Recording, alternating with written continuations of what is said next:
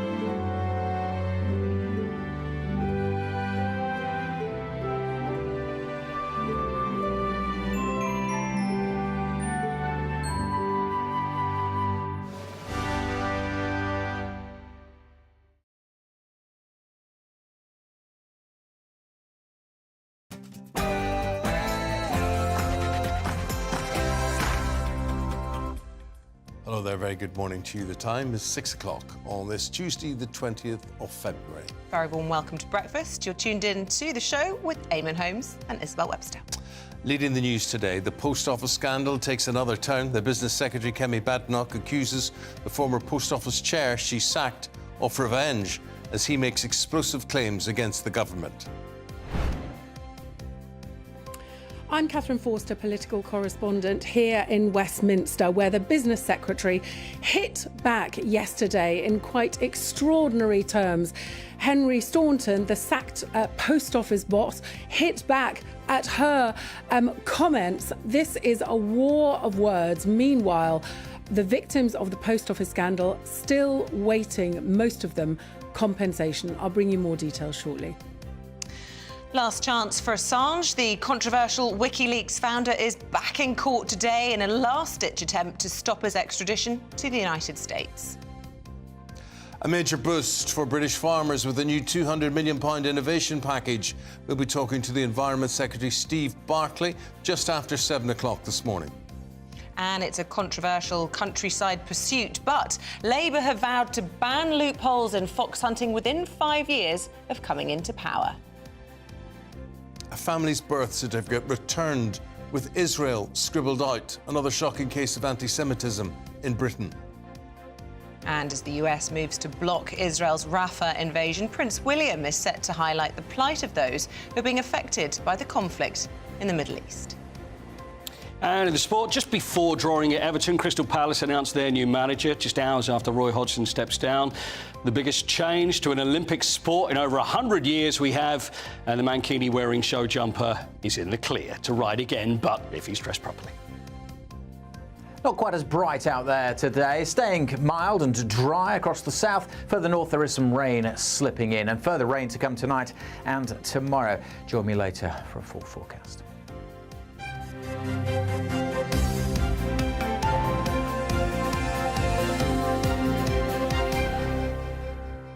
Now, this post office scandal rumbles on. It was reignited yesterday after the Business Secretary, Kemi Badenoch, hit back at the former Post Office Chair, Henry Staunton. Yes, during an urgent question in the House of Commons yesterday, Kemi Badenoch accused the ex-Post Office Chair of seeking revenge after he'd made explosive allegations about the government's handling of the Horizon scandal.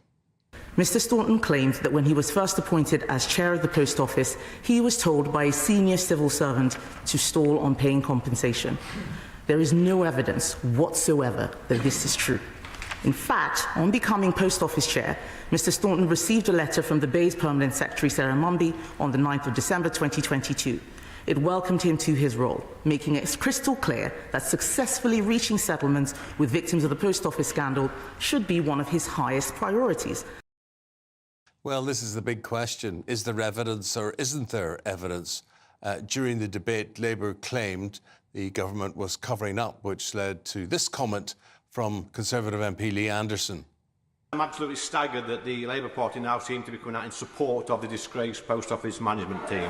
This, by the way, Madam Speaker, is the same management team that oversaw the wrongful imprisonment of constituents, of postmasters across the country, hundreds of convictions. So does my right honourable friend agree with me that when push comes to shove, that lot over there would take the side of the grifters, not the grafters?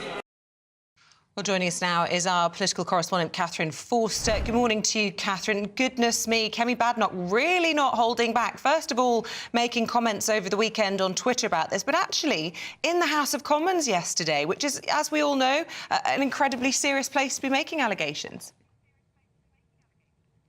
Yes, a really extraordinary war of words that has broken out between the former chair of the Post Office, a 75-year-old man, Henry Staunton, who came back from retirement to tackle issues in the Post Office, and then was basically fired by Kemi Badenoch, the business secretary, just a month ago after just over a year in the post. Now, of course, it all started with this interview in the Sunday Times that he gave where he said a senior civil servant had basically told him to go slow on compensation payments to the wronged sub-postmasters so that the government could limp into the next election. That's the quote he's given, because obviously this is going to be expensive. He says he made a file note to himself, which he's kept. He says he can pass that on. Kemi Badenoch, the business secretary, came out all guns blazing then on Sunday afternoon with an extraordinary series of comments on Twitter saying that he was lying. And then, although she didn't use the word lying in her statements in the House of Commons yesterday, went along pretty much the same track in the House of Commons yesterday, saying that this was a blatant attempt to seek revenge and that there was a formal investigation into Mr Staunton's conduct ongoing, including into serious matters such as bullying. Now, Henry Staunton has come back and said that this is astonishing, has said that he is not in the habit of resorting to fabrication or invention, and that he gave the interview to the Sunday Times, he says, to ensure that the public were fully aware of the facts surrounding multiple failures that have led to postmasters being badly let down. Now, as you say, somebody here is not being entirely truthful. Recollections, as the late Queen once said, certainly do vary. They can't both be right about all of this. Now, Kemi Badenoch is protected by parliamentary privilege in the House of Commons, but if, and it's a big if because we don't know who's right or wrong here, and I'm sure further details will emerge, But if it was to transpire that the business secretary had said something which turned out later to be untrue and had potentially misled Parliament, that, of course, could be very serious. That's ultimately what brought Boris Johnson down. I think we're a very long way off that, but this is a classic he said, she said situation. And meanwhile, hundreds of sub-postmasters, of course, feeling still badly let down, feeling that they haven't had the compensation they deserve, that compensation offered by the government in many cases is too little and that they haven't had it. So I think we can all agree the sub-postmasters have been let down.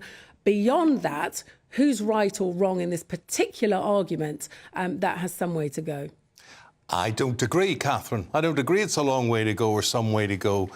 He says he made an electronic note at the time. He also said he sent an email of what was said to a number of people. And Miss Badenoch could be in for a very rude awakening quite soon. Well, possibly. But yes, he said that note. I mean, you would think, wouldn't you, that he's probably going to have to name the civil servant at some point who said that.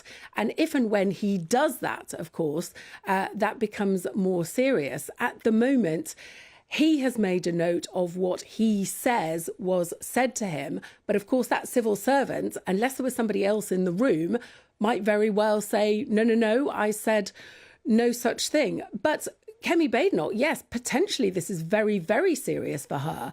But why would she put herself in this position? Because she is taking a very big risk. OK, we'll see how it develops. Catherine, thank you very much indeed for the update there. The time, 8 minutes past the hour. Farming, the backbone of society, and today the Prime Minister is set to announce a major new package of support for rural communities and farmers at the National Farmers Union Conference. Well, also on the agenda today for farmers will be the concerning rise of rural crime. Farmers have been warning that they're being targeted by criminals stealing everything, including gates, machinery and livestock. Amazing. Our West Midlands reporter Jack Carson went to meet some of those who've been affected. Out on the morning rounds, checking his flock. But today, farmer Richard Yates is taking even more precautions to make sure these lambs and ewes are safe in the run-up to Easter. But it's nice sandy soil. The sheep are a lot happier being outside and a lot cheaper being outside as well, as long as they don't get nicked, because that can be a problem over here with sheep rustling. In Shropshire, farmers say they've seen huge rises in the amount of rural crime over the last few months. According to NFU Mutual's 2023 Rural Crime Report, rural crime in the UK rose by 22.1% last year and cost an estimated £49.5 million. After farming for 40 years, the rise in rates is causing a real worry for Richard, with some criminals stealing his gates and others aiming for his sheep. There has been an extreme spike in the last 6 months, unprecedented, and it shows no sign of abating. I'm on a WhatsApp group, along with the National Farmers Union, along with other concerned farmers, and there is crime committed on a daily basis. It has got to the stage now where there are people that have had enough, that are out at night. If there's a sighting of a dodgy car, we're all connecting, we want to do something about it. Modern technology is making it harder too, with farmers in the area reporting rises in drones flying over their farms and growing fears that criminals are using online satellite maps to scout out locations before targeting them. Up the road from Richard is farmer Neil Brown, who just last week had thousands of pounds worth of equipment stolen.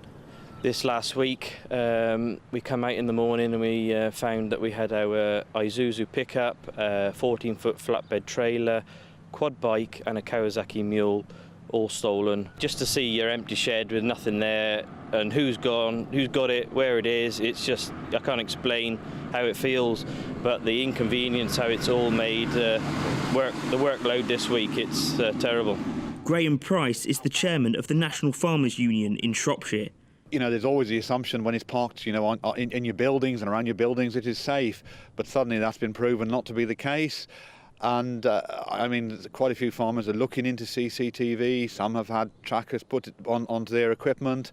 Some have used the forensic fluid the police have been handing out. Quite a number of farms have the various warning signs of the forensic fluid to make it aware to the public what is going on. For these farmers in Shropshire, the rise in rural crime is causing more sleepless nights, with everyone fearing who will be targeted next. Jack Carson, GB News. No, we're not letting this go. We're going to be talking to the Rural Affairs Secretary after 7 o'clock this morning, just after 7 o'clock. We know a lot of farmers will maybe be sitting having their breakfast after being out in the field since 4 o'clock or so this morning. So we very much want to hear from you. You may want to Zoom us, gbviews@gbnews.com, and if you've got a view on all of this, or we'll try and get in touch with you some other way. And if you are heading to the National Farmers Union conference today as well, get in touch with us. We will be speaking, as Eamonn says, to Steve Barclay, and we really want to hear whether you think that the post-Brexit subsidies from the government have been any good. Have you been pleased with Brexit from the perspective of farmers? You mean, are they any more than what they were getting well, before the former Brexit? boss of the NFU said in just December that they were no better. She's leaving her post this month. Let's see what they say at the conference today. But we want to hear from real farmers about this issue. I think he's the 7th Environment Secretary that we've had since Brexit. A lot of people quite frustrated by the Do you know why that turnover. is? Because government, and I don't care if it's the opposition or the government itself, they don't see farming as a priority. There are no votes in farming for them. They don't care, and they'll say anything. If I see another one of them going out and saying, we are for the farmers, we're going to change things. No, they're so not. They're for the supermarkets, and they're for the landowners, and they're for various other people, but they're not for working farmers. I mean, I watch a lot of agricultural programmes, and it is depressing what they have to do and who's actually staying in the business. People say, no, I'll do this, but I don't want my children to do this. It's an incredibly hard job. We live opposite a field that has, I think, turnips. I couldn't even identify what they are. A pink turnip? No, I think they're turnips. I can't identify the vegetable. They're really huge. I think maybe they're Swedes. But anyway, about 3 o'clock yesterday, they started to harvest them. They've been in the ground for almost 6 to 8 months. And 3 o'clock in the afternoon, I realised they'd done 2 strips. It took them till about 10 o'clock at night. They were still going. Just from one field. And there were 2 of them with these huge, great machines. Goodness knows what value a field of Swede brings them. Not an awful lot, but it was hard work. And, yeah, it just really brought it home to me yesterday, actually. Just, you know, it's hard graft being out there. When you say Swedes, you mean turnips? I just mean some kind of beet that's in the ground that was large. In Ireland and Scotland and Wales, a turnip is different than it is in England. I'm going to have to Google this and come back to you. Any farmers that can help me, I'm really sorry. The big one in Ireland is the turnip. The small one is the Swede. But I think that we have the turnip on the Christmas table and they're like that size, whereas I'm talking, you know, That's a turnip. Okay. That's a big one. But what were they pulling out of the ground yesterday? The big uns. The big uns, they were turnips, yeah. Yeah, Okay. there we go. Let us know what you think and let's give the government a hard time on this. Let's have a look at some of the other stories coming into the newsroom this morning. The mother of the Russian opposition leader, Alexei Navalny, has been told she must wait 14 days to receive her son's body as authorities are conducting what they described as a chemical examination. His wife, Yulia, spoke publicly yesterday, alleging the Kremlin's waiting for traces of the Novichok nerve agent to disappear from his body. The United States has urged Israel to drop plans for a ground offensive in Rafah, in the southern part of Gaza. Washington has proposed a UN Security Council resolution calling for an immediate humanitarian ceasefire, and that will be debated today. Lord Cameron has become the first foreign secretary to visit the Falkland Islands in 30 years amid calls from Argentina to open negotiations over their future.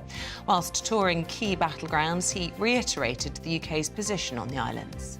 As long as the Falkland Islands want to be part of the UK family, they are absolutely welcome to be part of that family, and we will support them and back them and help protect and defend them absolutely, as far as I'm concerned, for as long as they want.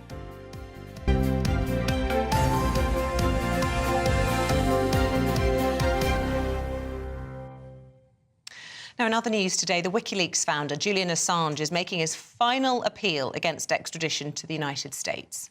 In 2019, the American government indicated he's an Australian national. I thought he was from Scandinavia, but he's from Australia.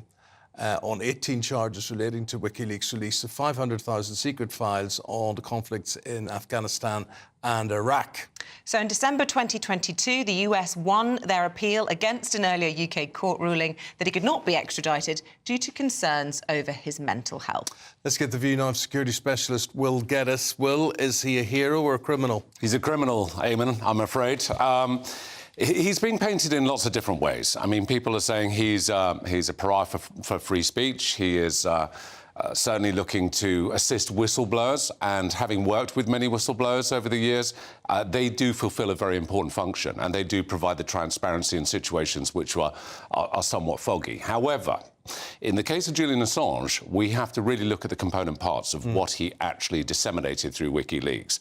And we're talking 10 million documents in total, but 750,000 specific to the US government operations in Afghanistan, Iraq, so and the he Department couldn't of State. possibly have vetted these. He couldn't possibly have known what he was releasing into the ether. I don't think he knew entirely what he was releasing into the ether, but it was the collaboration with Chelsea Manning, who was the security intelligence analyst, who was based in the United States, who had a certain degree of top-secret clearance, and it was assisting them to hack, obviously, into administrator passwords and get into files, which Chelsea Manning did not have the permissions to get to. Now, one could argue Chelsea Manning had access to information which she felt was inappropriate, was illegal, and perhaps was in the public interest.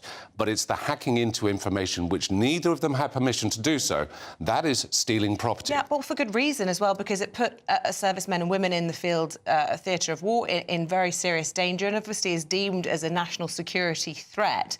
But what we're hearing from Julian Assange is that if he is extradited to the United States, this could have a negative impact on his mental health.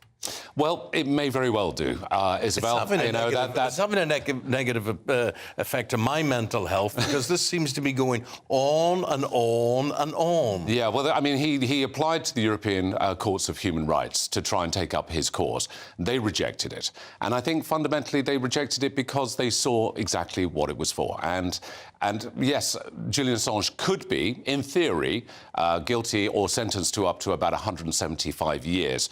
But the US state have even turned around and said more likely between 4 and 6 years, which would be about the same amount of time that Chelsea Manning actually eventually spent in incarceration. So Manning's out again, is he? Manning is out. She's out, yeah. And let's not forget, actually, Assange has pretty much been hiding, whether it was in the Ecuadorian embassy or wherever he is now. Belmarsh, in Belmarsh. So what's the difference? What is so bad about an American prison compared to the situation that he's been dealing with here that will affect his mental health? Well, I think it really comes down to the optics that Assange has presented, which is, you know, he is this paragon of free speech.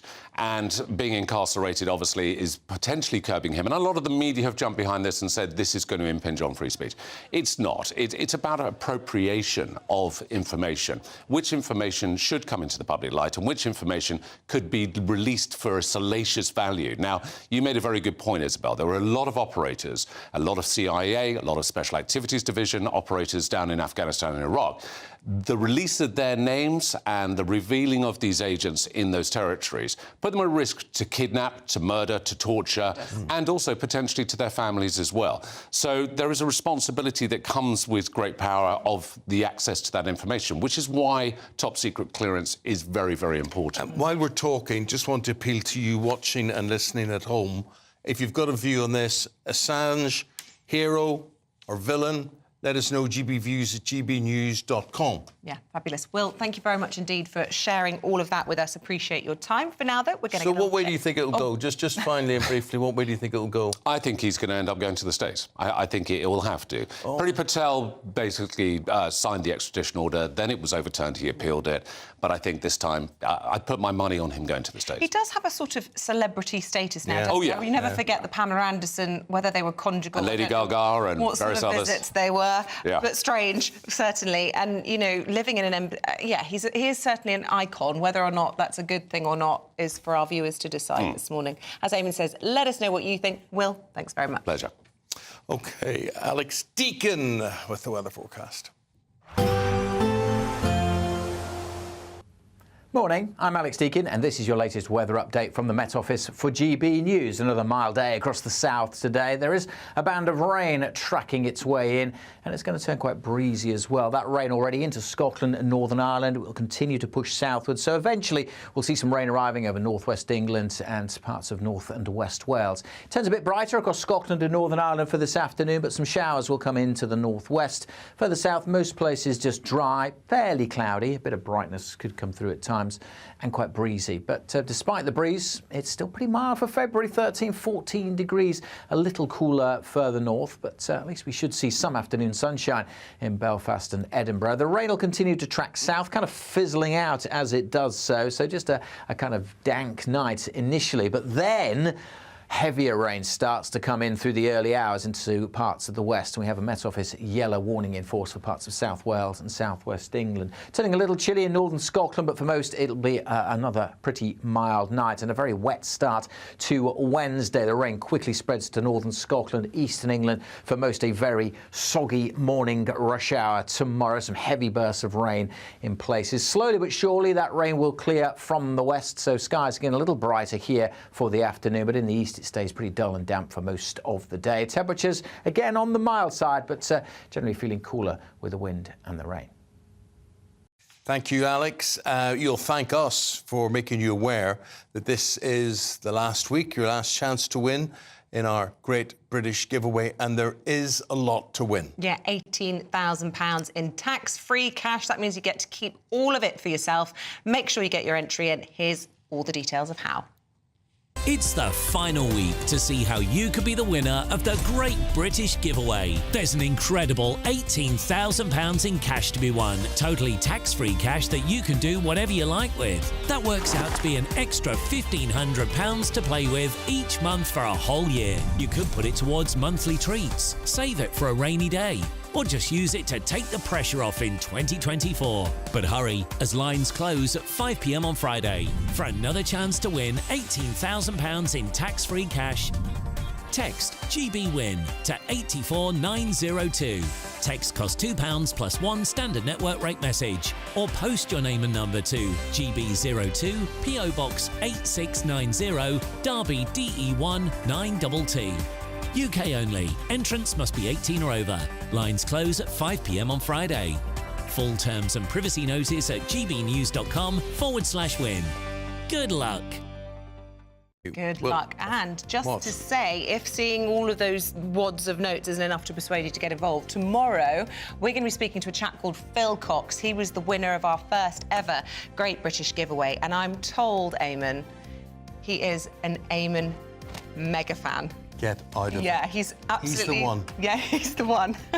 He emails in apparently all the time. He's a breakfast viewer, avid breakfast viewer, and he entered after watching on our show, and he won. So we're going to speak to him tomorrow, so you can hear for yourself He said he won. what it does for your life. He won £6 grand. It's now up to 18 grand. Well, yeah, but he got a phone and shopping vouchers, so... Oh, yeah, but that's good. 10 grand. I wonder, will we be worth... What did he win, 10 grand? 10 phone vouchers. We'd be shopping worth vouchers, phone. Anyway. 8 grand meeting us in person here. That'd be a thing. I just feel... I think it's very nice of you to say that about me, Phil, but I just think there must be somebody that likes Isabel out there somewhere. I just get embarrassing. It's all right. It's just I've had your wife messaging me saying lovely things, so, you know, I've got one fan. About who? About me. It's like, oh, I like your blouse. Does she not say what she likes? She likes your blouse. Yeah, we often have little chats. That's such a woman so thing. I've got one Do you ever fan. see me sitting saying to Paul Coit during the day, like your tie? Well, I wouldn't say it because he doesn't wear a tie. Doesn't wear a tie. But of course you would. is there No, but you anything and I like Paul are about like besties, so I'm not worried about you. But I've got a few fans. Yeah, don't you worry about me. Don't you worry about me. I'm fine. But you're a married old woman. Oh, my with hundreds of children and things. But you know, so what? Oh, just stab me in the heart. No, the thing is, but you are funny. Well, that's good. Even though you don't mean to Unintentionally. be, but it's very good. It's very good. Now, my friend Paul Coit will be here with your latest sports news. And without a tie. Did you ever do the long jump at school? Yes, I was all right. I've got long legs. Yeah, they're going to change the rules. Are they? They're Why? Change the rules. Oh. He's going to tell you how and why right after this. The Camilla Tominey Show. Sunday mornings from 9:30. Questions to be answered, and there seem to be a significant amount, does once again point its way to a public inquiry into exactly what happened in this case. Starmer's called for that. Would you call for that too? I certainly think that first of all, there's one thing that's happening now. The NHS have to order an independent inquiry. That's been done. So they've got to look at all the whys and wherefores of what happened with this man. If it appears that we're not getting sufficient depth and breadth to this, then I think having an inquiry with all the powers that brings would be extremely advantageous. What I don't want is some long-winded inquiry that will take years, by which time other people will have been put at risk and maybe other lives have lost. We know what the problems are here, Camilla. Law's been passed on this. This is all about making sure on the ground we implement the highest degree of monitoring in order to ensure the safety of the public. Has care in the community failed? I mean, it seems oxymoronic to say that it's care in the community in this case. We know that the number of psychiatric care beds has been slashed from 52,000 back in 2001 to 24,000 now.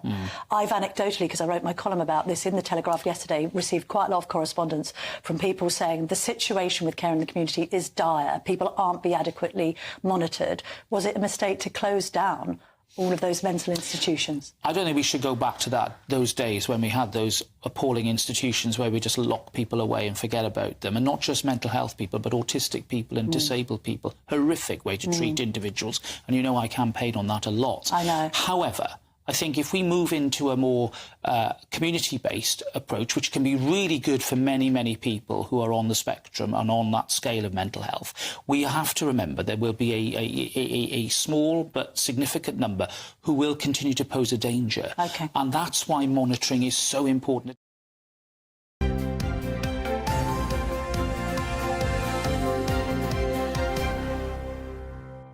I knew we had loads of farmers that watch us.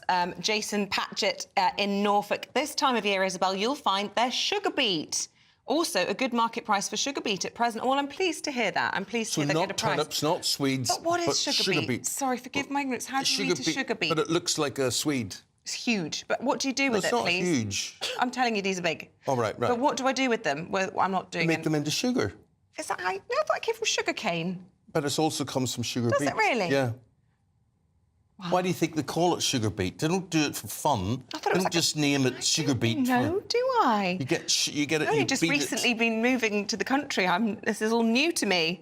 Yeah. Oh, lots of you getting in touch about farming. There's a lot of sugar. There's a lot of sugar produced in Ireland. Oh, OK. Or sucre, as they call it. S-U-C-R-E, I think it is. And that comes from beet. Oh, yeah, look, everyone's telling me. Harvesting fodder beet for cattle, says Diane in Dorset. They're turnips, says Sharon. Oh, there's a divided opinion. You know what happened? Divided opinion. Sharon agrees with me. Anthony Wilson, the crop being talked about is sugar beet. Oh, gosh, yeah. Yeah, well, it's good. We got that. So they're neither Swedes nor turnips, although there is a lot of sugar in a turnip or a Swede. Most vegetables. Yeah. Anything beneath the ground like that. Is that like a potato? Yeah. Is there sugar in a potato? Yeah, anything that grows beneath the ground. I love the things you learn on this programme. A root.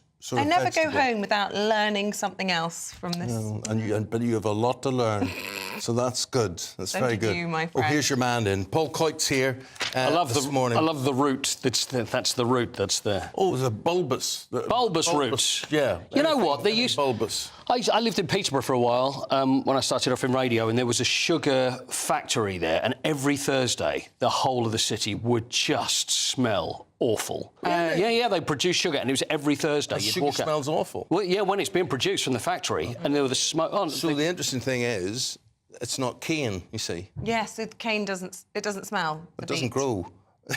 It doesn't grow here.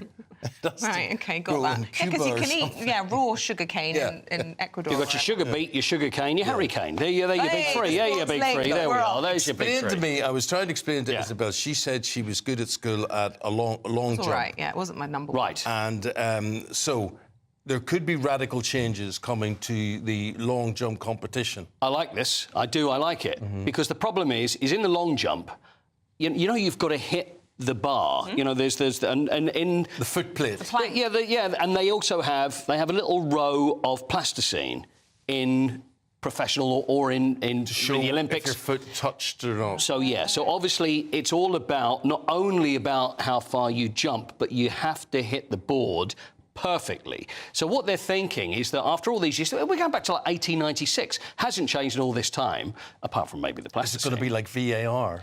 What they're actually going to make the jump area larger. So instead of the fact that you go running and then you've got to hit the point perfectly to take off, because a third of jumps in the World Championships were disqualified. So it's like, there's another one disqualified, have a jump area instead of just the board. So therefore... It easier. Well, it is easier, yeah, because... Dumbing it down. Well, it then takes away... It's all about the jump, because the people say, well, part of it is the skill of knowing when to put it. And therefore you go further if you bring it right up to the edge, the last millimetre. Absolutely. You stand a better chance of getting a longer jump. Yeah. But what you're saying is if you extend that area... Yeah.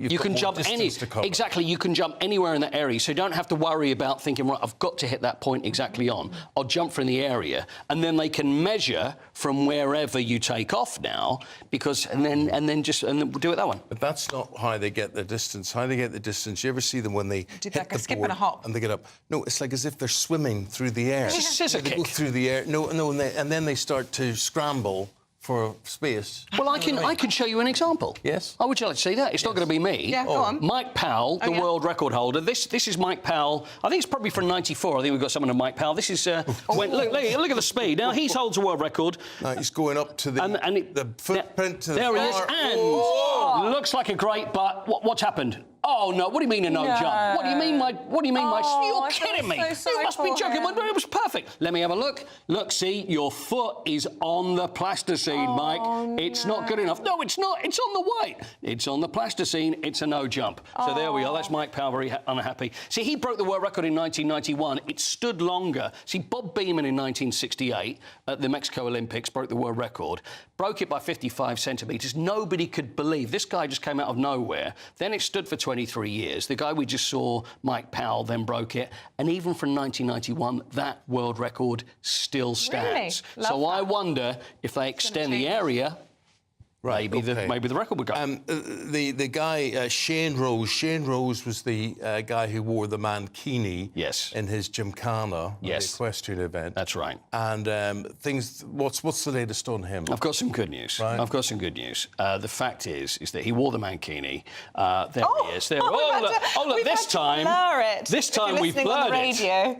It's a bottom for crying out loud. Apparently the rising trot was a little bit exposing. It was. It was moving rhythmically from side to side, but he's now apologised, and Equestrian Australia have concluded that he did not breach its code of conduct. Now, if the horse had been wearing it, then maybe there could have been trouble. There could have been trouble, but him wearing it, it's fine, and he'll be able to go forward to the Olympics. The only thing I would say is, any time I've ever ridden a horse, I've definitely felt that I've ridden it, you know. You felt like a cowboy afterwards. Yes, yeah. It's like being on a bicycle or whatever. Yeah. It hits you in tender places. I mean, so that's pretty... Well, I think if you ride a lot, you're not as sensitive. It's like cycling. Although, I can tell you that I came third, this is true, I came third in the Donkey Derby at Potter's holiday camp in 1976. On the beach? Yes. Well, it was on the grass, but there is video of me, and the thing is, I have my legs wrapped round the poor donkey's neck. Have you got the video? There is video. Stop! Yeah, maybe. Not with me, though. Oh, I was so ready for that. Oh, well, I can maybe bring it in. If we have sports on a cine film, yes. Do you know, I was watching last night a report that 6 million donkeys were kidnapped and trapped in Africa last year, and they cut them up and they skinned them. Oh no, it's not Eamonn. If you're not having their breakfast. Yeah, well, they should be thinking about this because they're sent to China to make all sorts of tablets for what? For what? What do you call it? For love making. Oh right, erotic purposes. Yeah. As if a donkey's coat's going to make a difference. Terrible thing, because they're such trusting creatures. Oh, they're lovely. Yeah. Although it wasn't very happy with me that day, that donkey. No. I just want to say. But you're not a huge man. Sometimes you see donkeys with big men. Awful. Big. On holiday. There you go. What about big women? So there you go again. Are there no big women? No, but men are bigger than usually. Not some of the women I've seen. OK, fine. All right, well, in this instance... Isabel, I'm with you on this one. I will. I'm with it, you know. Which is fair enough. Yeah. You get a larger man. Yeah, men are traditionally bigger. There you go. On a donkey. So anyway, in Petra, in Jordan, I saw a sweet little donkey almost like buckling, its legs almost buckling under the weight of this huge American, and it just was wrong. First time I ever went abroad, I went to Rhodes, the island off Greece, and they have this route, and I wasn't aware of it at the time. You did the tourist thing, and you get on a donkey, and it brings you right up this hill, right up to the top or whatever. And I just think how awful that I even did that. Yeah. Ghastly. Too many donkey rides about the world like that. And people depend on donkeys for work, and they depend on them for milk, and they depend on them for, I don't know, also dung, for fertilising their the sugar beet. Yeah. And things like that. Goodness knows Think of Eeyore, don't you? Anyway, there you go. Sad little Eeyore. Poor donkeys. Now, see when we come back, let's talk football. Yes, John Sulako's going to be with us. Talk about Roy Hodgson. At 7:20. 7:20, because Roy Hodgson stepped down, ill health, and it's all fitted in with the new manager coming in. So John Sulako, Crystal Palace legend, he will discuss the whole thing. OK, thanks, Paul. Thank you very much indeed. Stay with us. Coming up, we're going to go through the front pages and all the big stories of the day with Scarlett Maguire and Fraser Myers. You're tuned into Breakfast with Eamonn and Isabel.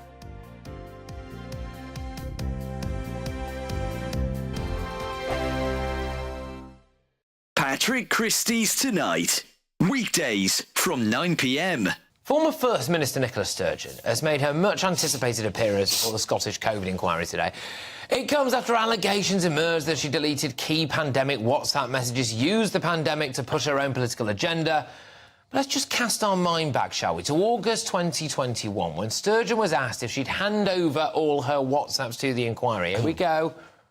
I think if you understand statutory public inquiries, you would know that even if I wasn't prepared to give that assurance, which for the avoidance of doubt I am, then I wouldn't have the ability. This will be a judge-led statutory public inquiry. Which, for the avoidance of doubt, I am. OK. Well, you weren't, were you? But fast forward to today, and she was much less forthcoming. WhatsApp messages between yourself and Mr Yusuf and Ms Lloyd were produced by you. Where did you get them? They were provided to me through the Scottish Government. But did you delete them? Yes. Did you consider yourself, against that background and your considerable ministerial experience, to be precisely the right First Minister for the job? No, that's not how I would have thought of it at all. There's a large part of me wishes that I hadn't been. All right, then. I'm joined now by Tory MP Lee Anderson. Lee, are those just crocodile tears? Well, it looks like crocodile tears to me, Patrick. I mean, first we had the missing camper van. Nobody knows where that is. Now we've got this nonsense. We've got these burner phones, dodgy £5 phones from wherever they bought them from, WhatsApp messages going missing. It all looks a little bit dodgy to me. I mean, she's bleating on there, she's crying on screen. This is not cutting no ice. You know, it's crocodile tears. It makes you wonder what the SNPs are all about, Patrick. It looks... I mean, the people that have burner phones, let's be clear, people that have these dodgy phones where you can't trace them and disappearing WhatsApp messages, these are normally criminals, these are drug dealers, and you know what? These SNPs are no better than criminals.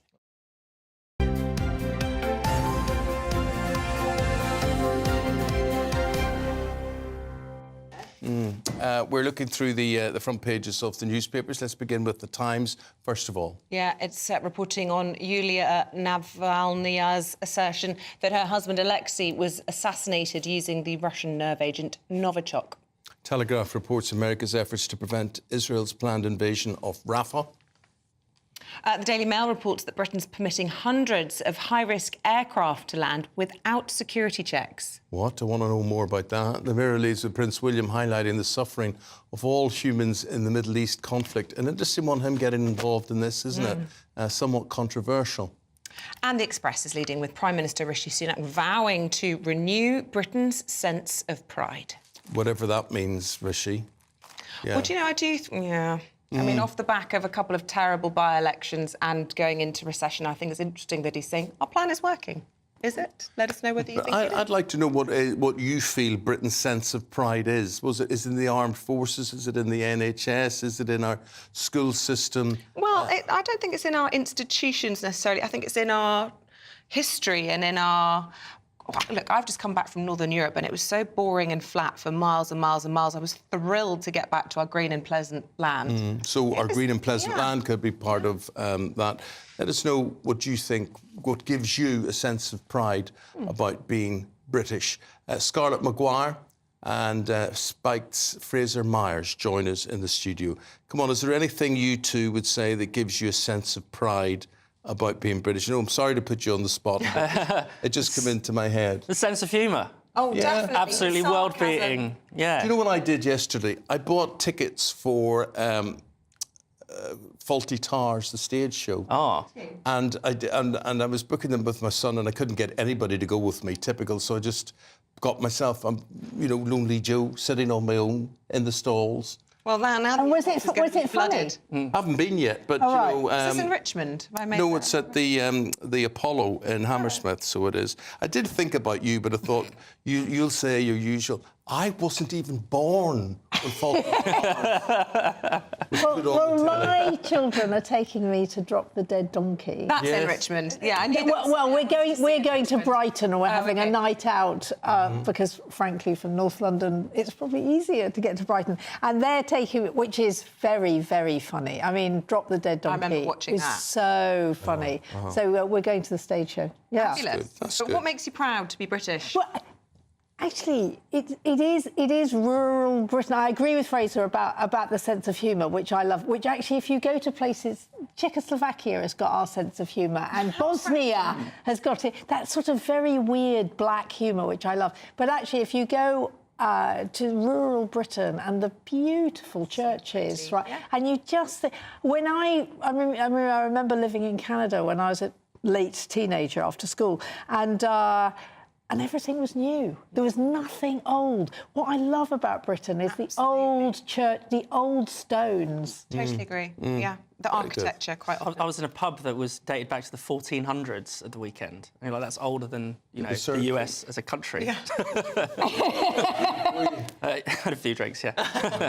Good to hear. That's why he was there. Kemi Badenoch. I'm loving this. And the post office chair who she sacked. And,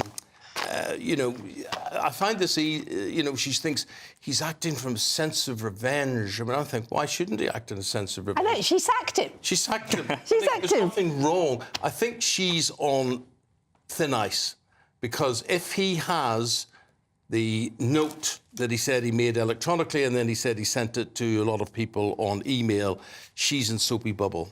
Well, I mean, it's quite interesting. The Times on page 6 has got claim and response and analysis, and all of them says that ultimately she hasn't got proof for what she said. That ultimately it's he said, she said. But let's look at what she didn't say. A senior civil servant said, keep the money not going so that they limp into the election. Well, why don't they just pay the money? I mean, what we do know is the compensation claims are not being paid. And she can go on and say, that's not what we do. But actually, that's exactly what they are doing. Saying it's imminent. Yeah, they've been saying it's been imminent for some months. Yeah. Well, what did you make of Lee Anderson accusing Labour of siding with the scandal hits? Lee Anderson, who accused Ed Davey, the leader of the Liberal Democrats, of being responsible for suicides, when Lee Anderson did nothing, absolutely nothing about the post office. There were 2 MPs that chose to do something about the post office, right? One Tory, James Arbuthnot, and Kevin Brennan, a Labour.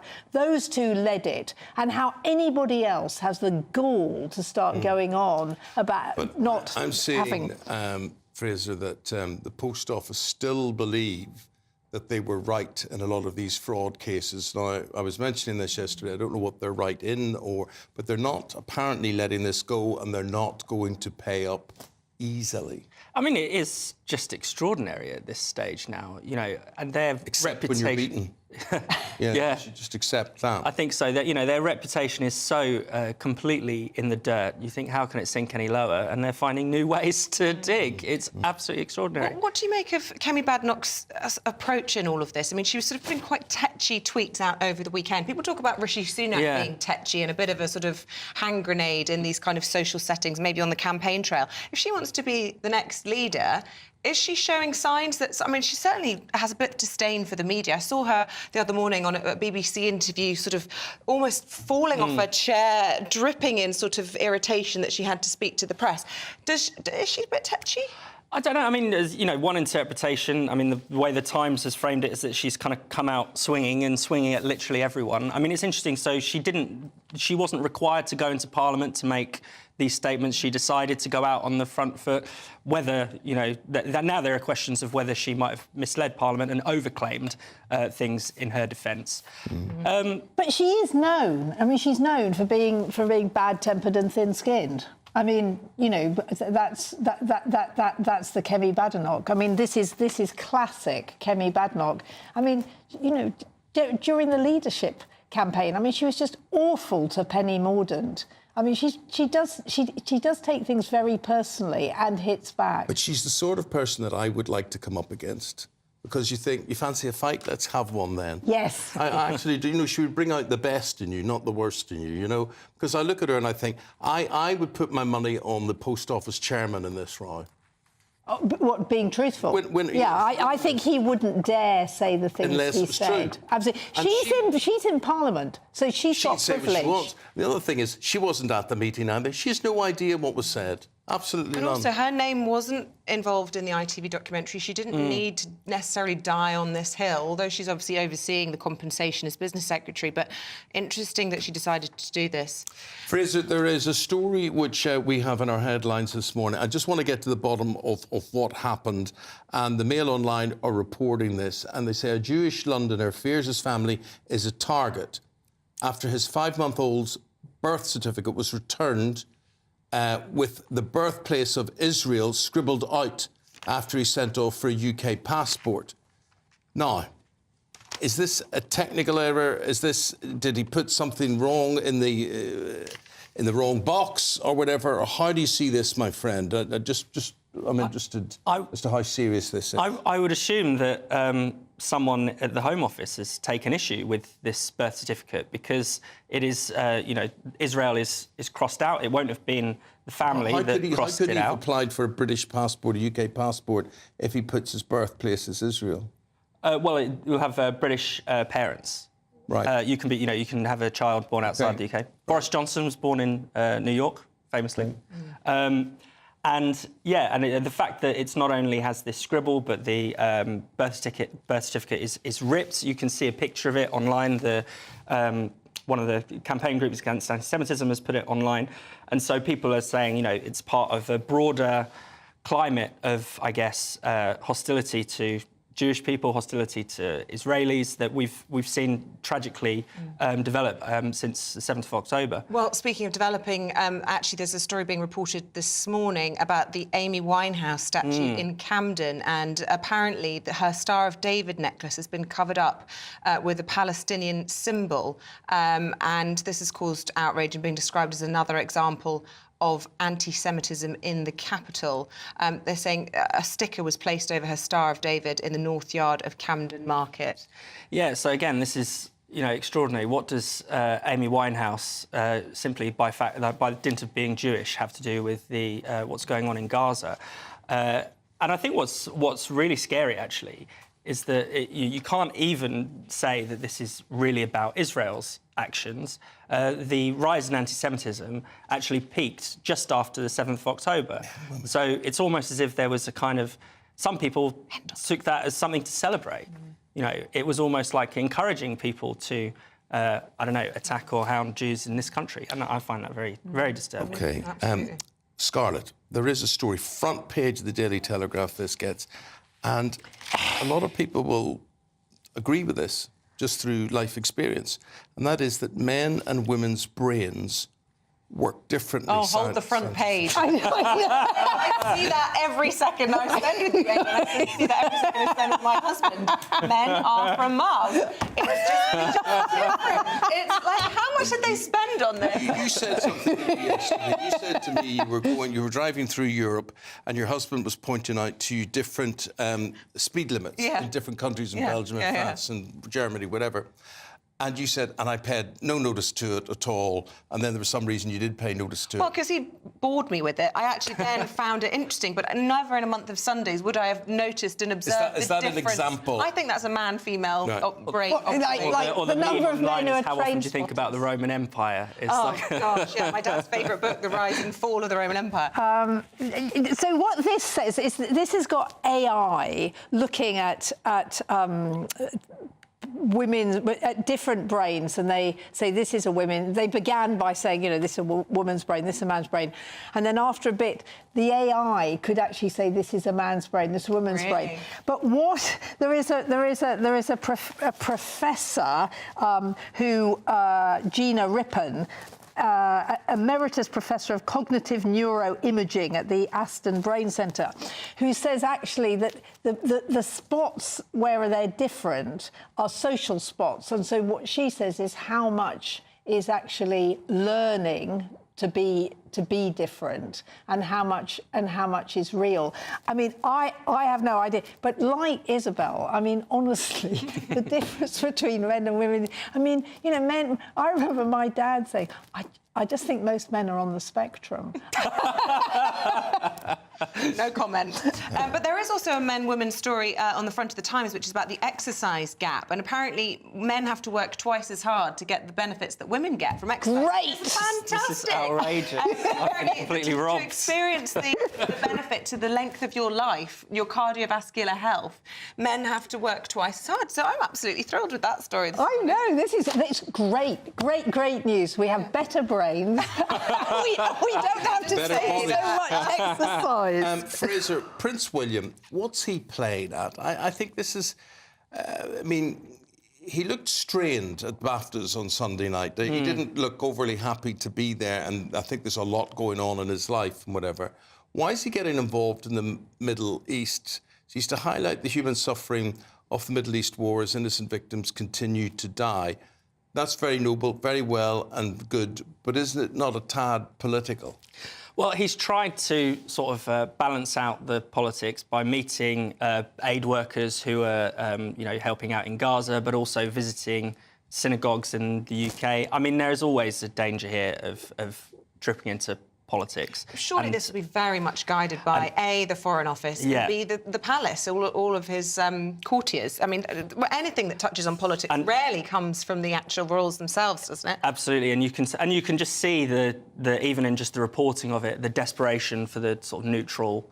To find a neutral language, which is not easy But perhaps he carries that non-political role, that soft power that we use abroad very often. But by getting involved in it, he becomes political, But does he perhaps calm things down? There is an argument that if he doesn't have a position on either, he listens to both.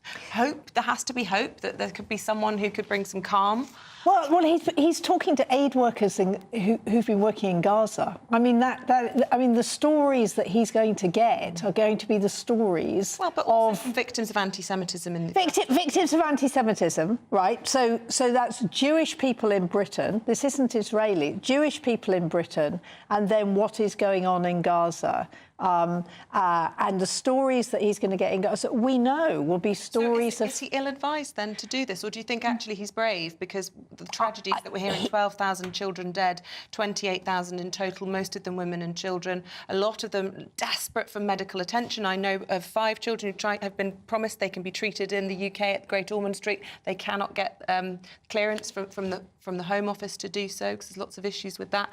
You know, there's so much tragedy there. Is he right to shine a light on it? Yeah, well, he's decided. I mean, I think you're absolutely right that obviously he will have taken advice from the courtiers and from the Foreign Office, but he has clearly decided, and I mean, apparently when he went to visit Israel and Palestine and met Israelis and met Palestinians, this was long before the war, he was very touched. And the problem is that if you go, as I've done, and you go as a sort of innocent, you see wonderful, rich Israel, and then you see poor Palestine. Well, would he be advised to be meeting some of the families, maybe of the Hamas hostage takers and all the rest of it?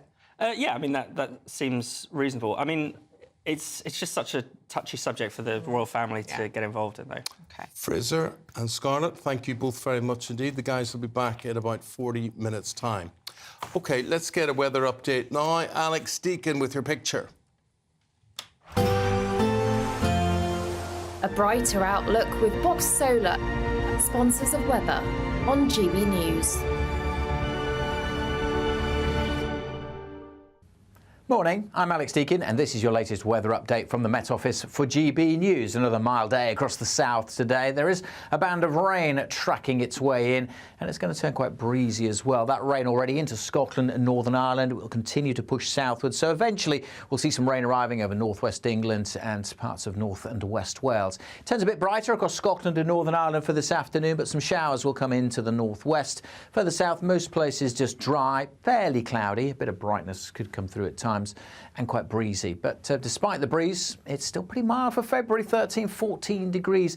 A little cooler further north, but at least we should see some afternoon sunshine in Belfast and Edinburgh. The rain will continue to track south, kind of fizzling out as it does so. So just a kind of dank night initially, but then heavier rain starts to come in through the early hours into parts of the west. And we have a Met Office yellow warning in force for parts of South Wales and South West England. Turning a little chilly in northern Scotland, but for most it'll be another pretty mild night and a very wet start to Wednesday. The rain quickly spreads to northern Scotland, eastern England. For most, a very soggy morning rush hour tomorrow. Some heavy bursts of rain in places. Slowly but surely that rain will clear from the west, so skies again a little brighter here for the afternoon, but in the east it stays pretty dull and damp for most of the day. Temperatures again on the mild side, but generally feeling cooler with the wind and the rain. That warm feeling inside from Boxed Boilers, sponsors of weather on GB News. Wake up to the headlines with Headliners every morning at 5 a.m. We treat you to the day's biggest stories before anyone else, 7 days a week. You can catch up on everything you need to know before you've even had your kippers.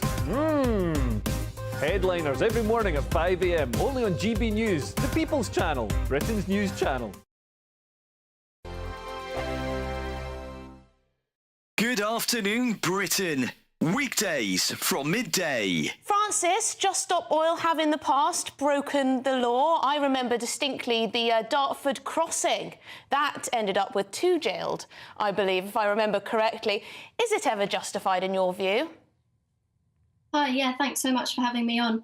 I mean, I would have to say yes. I mean, we're trying to preserve my life, your lives, the lives of your family, and it's not just the planet that we're trying to protect, it's the lives of millions of people.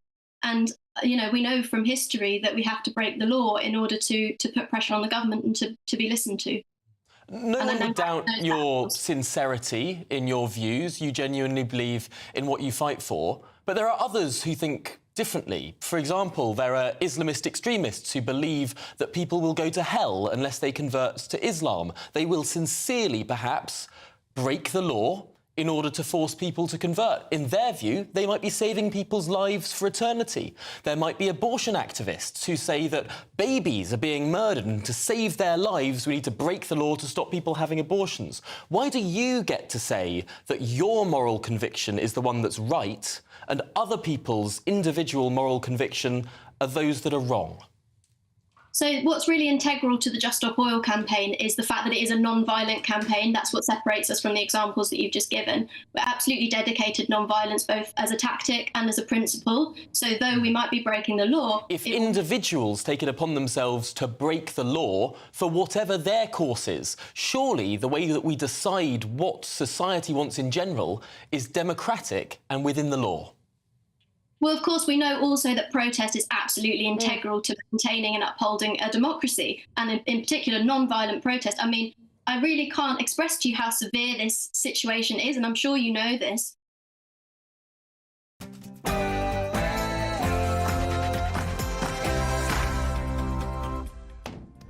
Hello there, very good morning to you. The time is 3, 2, 1...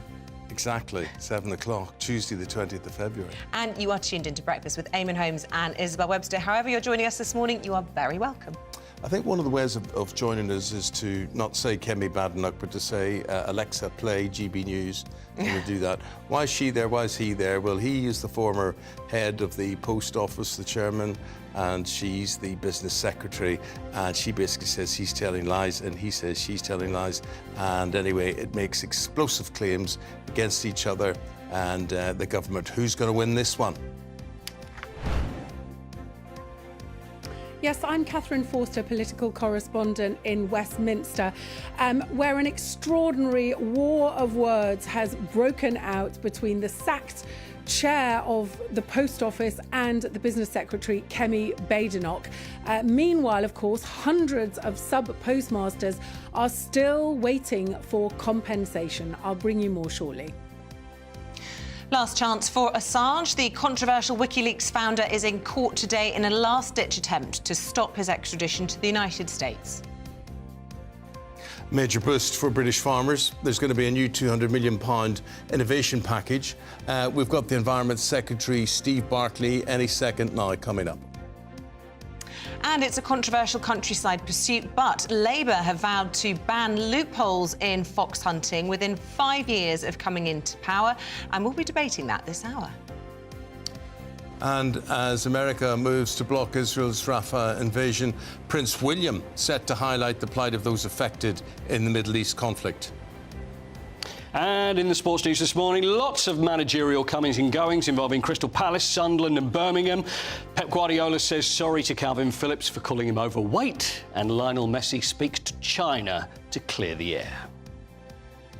Not quite as bright out there today, staying mild and dry across the south. Further north there is some rain slipping in, and further rain to come tonight and tomorrow.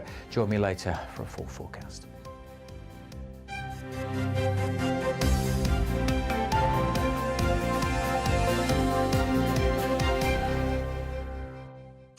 It's 7:02. Our top story this morning, the business secretary, Kemi Badenoch, has hit back at former Post Office chair, Henry Staunton. OK, these were questions, urgent questions in the House of Commons yesterday, and she accused the ex-Post Office chair of seeking revenge after he made explosive allegations about the government's handling of the Horizon scandal.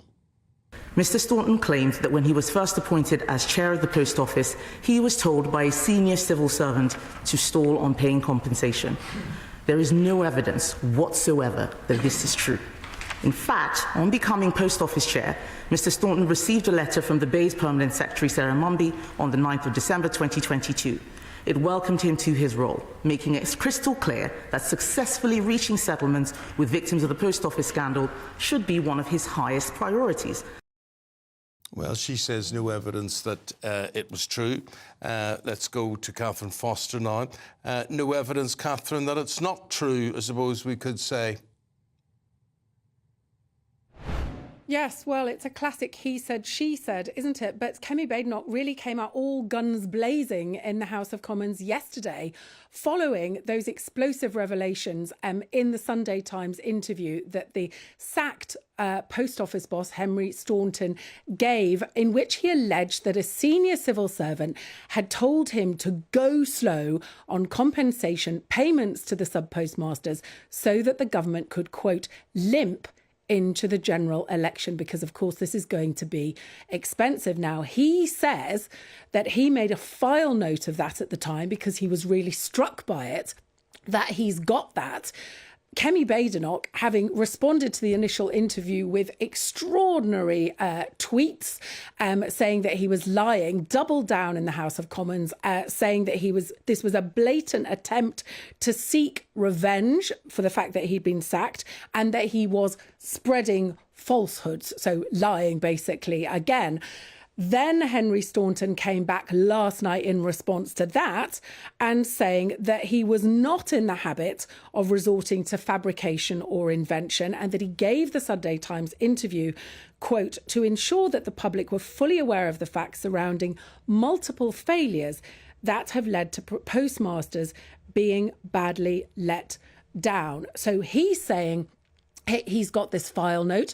Kemi Badenoch saying there is no evidence. She was talking the other day about bringing in government lawyers. The whole thing has escalated very, very rapidly. And worth saying too, Kemi Badenoch, currently business secretary, but hotly tipped to become the next Conservative leader should Rishi Sunak lose the next general election, as is currently expected. So she is potentially taking a very big risk, because if it turns out, of course, that he is right and that she has misled Parliament, that could be the end of her career. We're a way off that at the moment, though.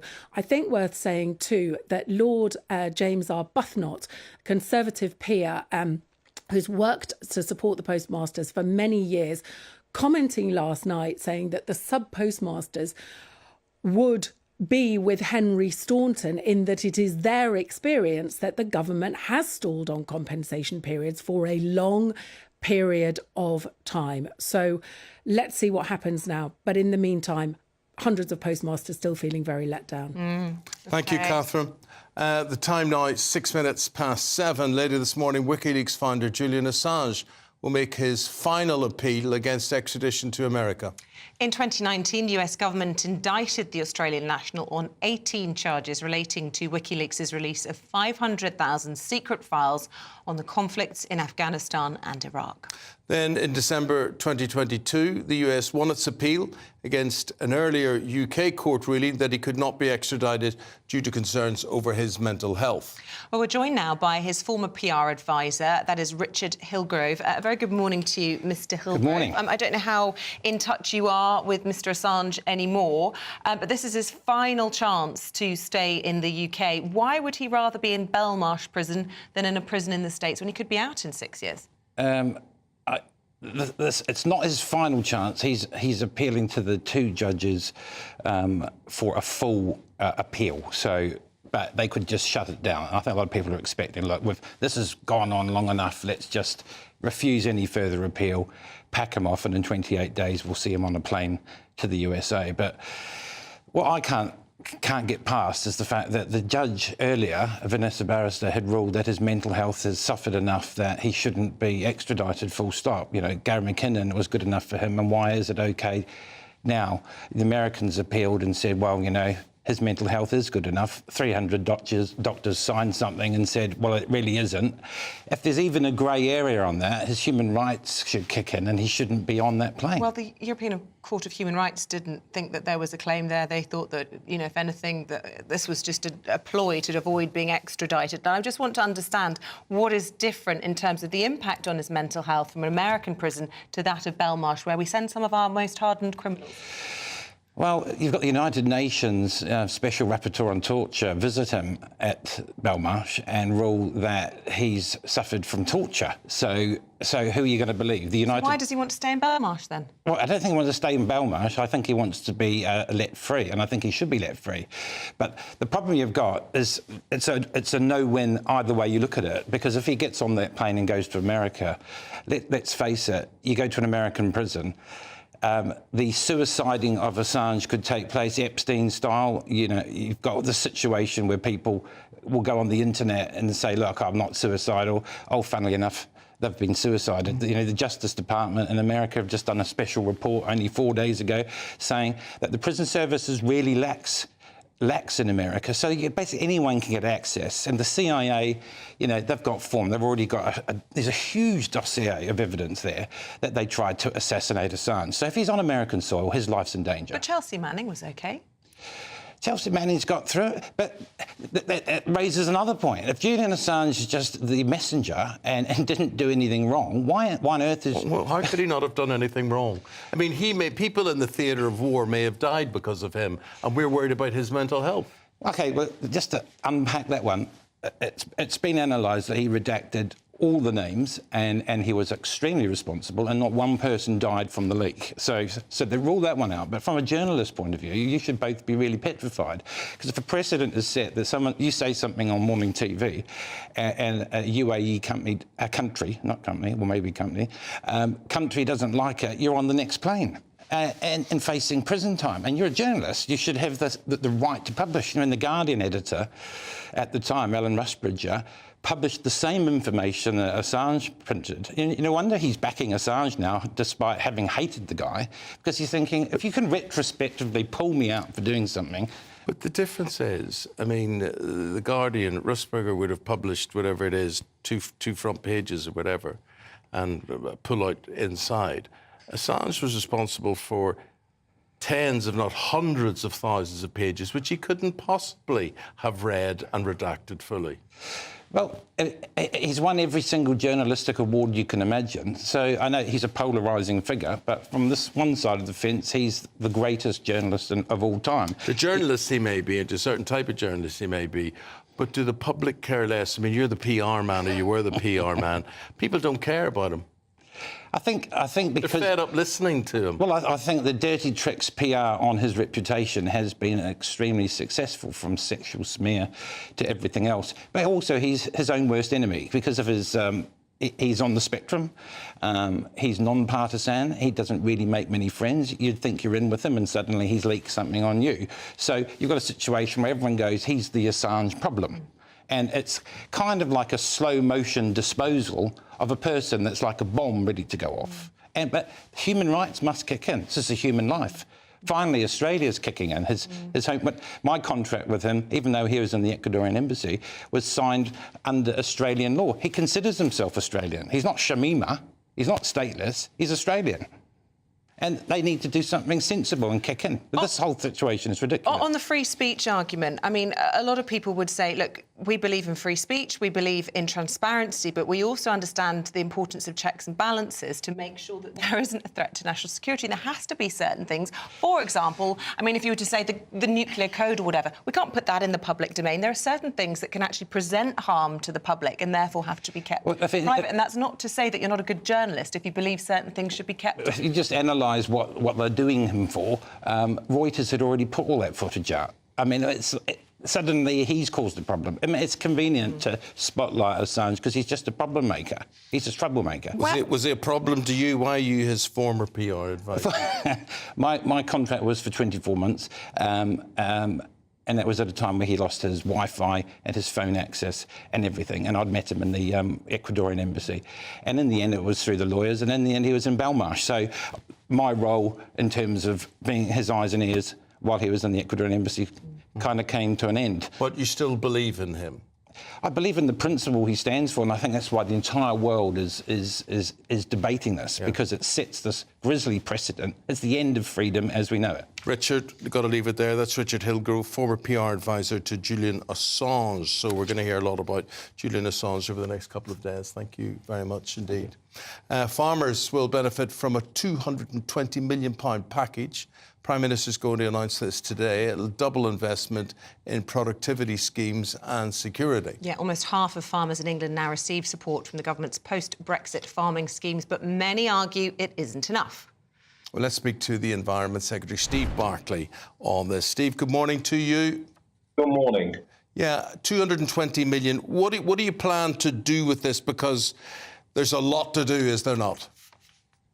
There is, and we're absolutely committed to backing British farming. We produce amongst the best food in the world, and what this is doing, it's doubling the grants for equipment, for technology, to drive better productivity, to make our farms more sustainable. It's focusing much more on food security and food production. So it's helping with costs, for example, pesticides and sprays and various things on farm to bring those costs down and to make the most of the technology that is available. So we drive up productivity on farms and allow our farms to compete across the world. Many people watching us this morning will be familiar with Clarkson's Farm, which certainly for me, it brought to light many of the challenges that our farmers face, not least in trying to get a decent price for what they produce, but also in planning laws. Now, I hear Rishi Sunak is said to be backing the so-called Clarkson Clause, which could help a number of farmers open shops. Is this one of these innovations you're talking about this morning? It is, and I think Jeremy's done a very good job at highlighting some of the red tape that applies to farmers. So we're streamlining that, both in terms of how people apply for grants, how quickly they get paid, but also, as you say, in terms of diversification and things they want to do on their farm. So what's called permitted development rights, making it much easier for farmers to do things like farm shops. They're hugely popular with many of your viewers. We've seen an increase in the number, but often there's too much red tape associated with them. So we're going to streamline that red tape. We'll make it easier for people to apply for schemes instead of having lots of different schemes, bring those together. So it makes it easier in terms of the form filling, and also make sure that the payments get to farmers much quicker as well. So really listening to what the farmers have said. That's why the Prime Minister is here at the NFU conference today. It's the work that I am doing with the NFU and with the farming community to listen to what they want us to do in terms of cutting red tape and respond to that. You do this in the shadow of Brexit, Steve Barclay, of course. How do you think farmers are coping post-Brexit? Are they better off? Are they worse off? Well, this doubling of productivity is the sort of benefit we get from Brexit in terms of being able to design solutions that are good for soil quality, good for the environment, but actually boost our farming as well. We had under the EU a very sort of bureaucratic system.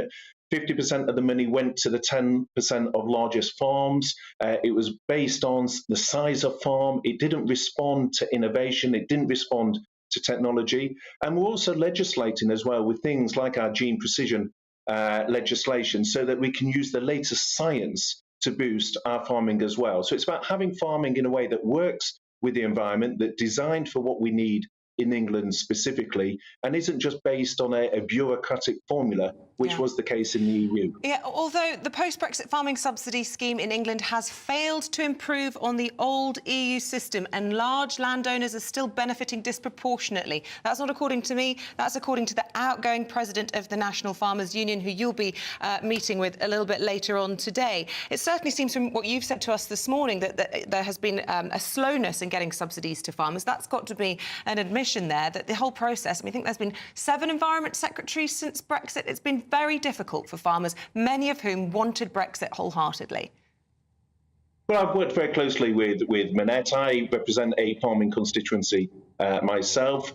We have a clear plan for farming, which is about boosting productivity, helping farmers to reduce their costs, reduce, for example, the pesticides, get the robotics there, get the automatic feeders, for example, respond to different issues that farmers have raised with me. So I've been working closely with both Minette and the NFU as a whole, and also reflecting the lessons I take as a farming constituency MP. How do we get better productivity? How do we cut the red tape?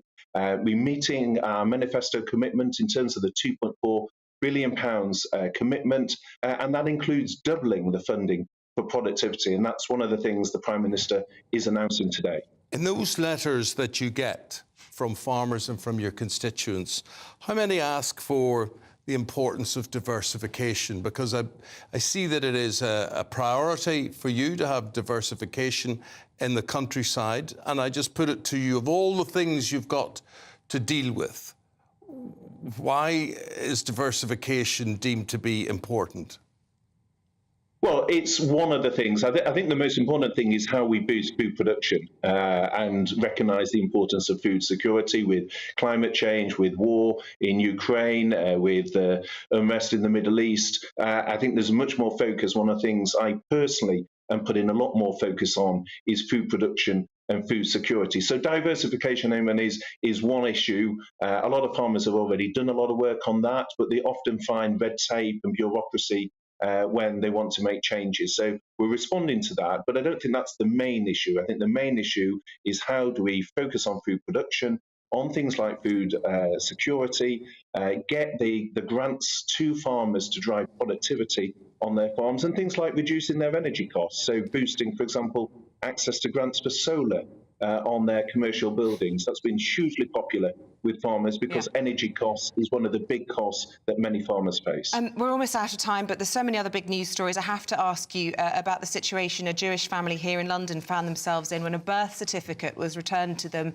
with Israel being crossed out. Now, I understand there's a Home Office investigation, rightly so, into what exactly happened here, but we're also hearing this morning that a statue of Amy Winehouse in Camden has had a sticker placed over the Star of David necklace on there. People are describing London as almost a return to the 1930s. We've got Prince William today meeting victims of anti-Semitism here in the UK. Are Jews safe here? Yes, but I think these are extremely concerning stories, and you're absolutely right to highlight them. I think we're all alarmed to see those sort of stories, and it is absolutely important that we get across that there is zero tolerance for that sort of behaviour. And I know the Home Secretary is absolutely committed to taking a robust stand in terms of rooting out any form of anti-Semitism, and that is something as a government we are absolutely committed to doing. Secretary of State for the Environment, thank you very much indeed. Good to talk to you. Thank you. Thank you. Farming depends so much on the weather forecast out there, but for farmers and everyone else, Alex Deakin.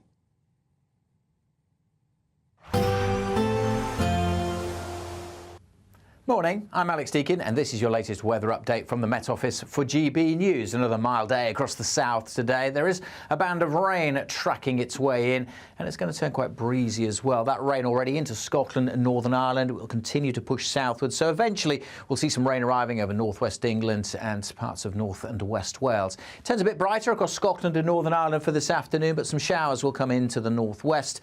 Further south, most places just dry, fairly cloudy. A bit of brightness could come through at times and quite breezy. But despite the breeze, it's still pretty mild for February, 13, 14 degrees. A little cooler further north, but at least we should see some afternoon sunshine in Belfast and Edinburgh. The rain will continue to track south, kind of fizzling out as it does so. So just a kind of dank night initially, but then heavier rain starts to come in through the early hours into parts of the west. We have a Met Office yellow warning in force for parts of South Wales and southwest England. Turning a little chilly in northern Scotland, but for most it'll be another pretty mild night and a very wet start to Wednesday. The rain quickly spreads to northern Scotland, eastern England. For most, a very soggy morning rush hour tomorrow. Some heavy bursts of rain in places. Slowly but surely that rain will clear from the west, so skies again a little brighter here for the afternoon, but in the east it stays pretty dull and damp for most of the day. Temperatures again on the mild side, but generally feeling cooler with the wind and the rain. Julian Assange, you do not like him, do I not like that? Andy from Dorset, Assange is guilty of treason, extradite him, then hang him. Oh, gosh. Shouldn't be laughing. That's a bit extreme, isn't it? Wasn't expecting it. That's why it's a nervous laugh. Sarah, free Assange. He shouldn't be extradited to the US. He's only told us what we need and ought to know. He made us think about what's going on, and I don't believe he put anybody in danger.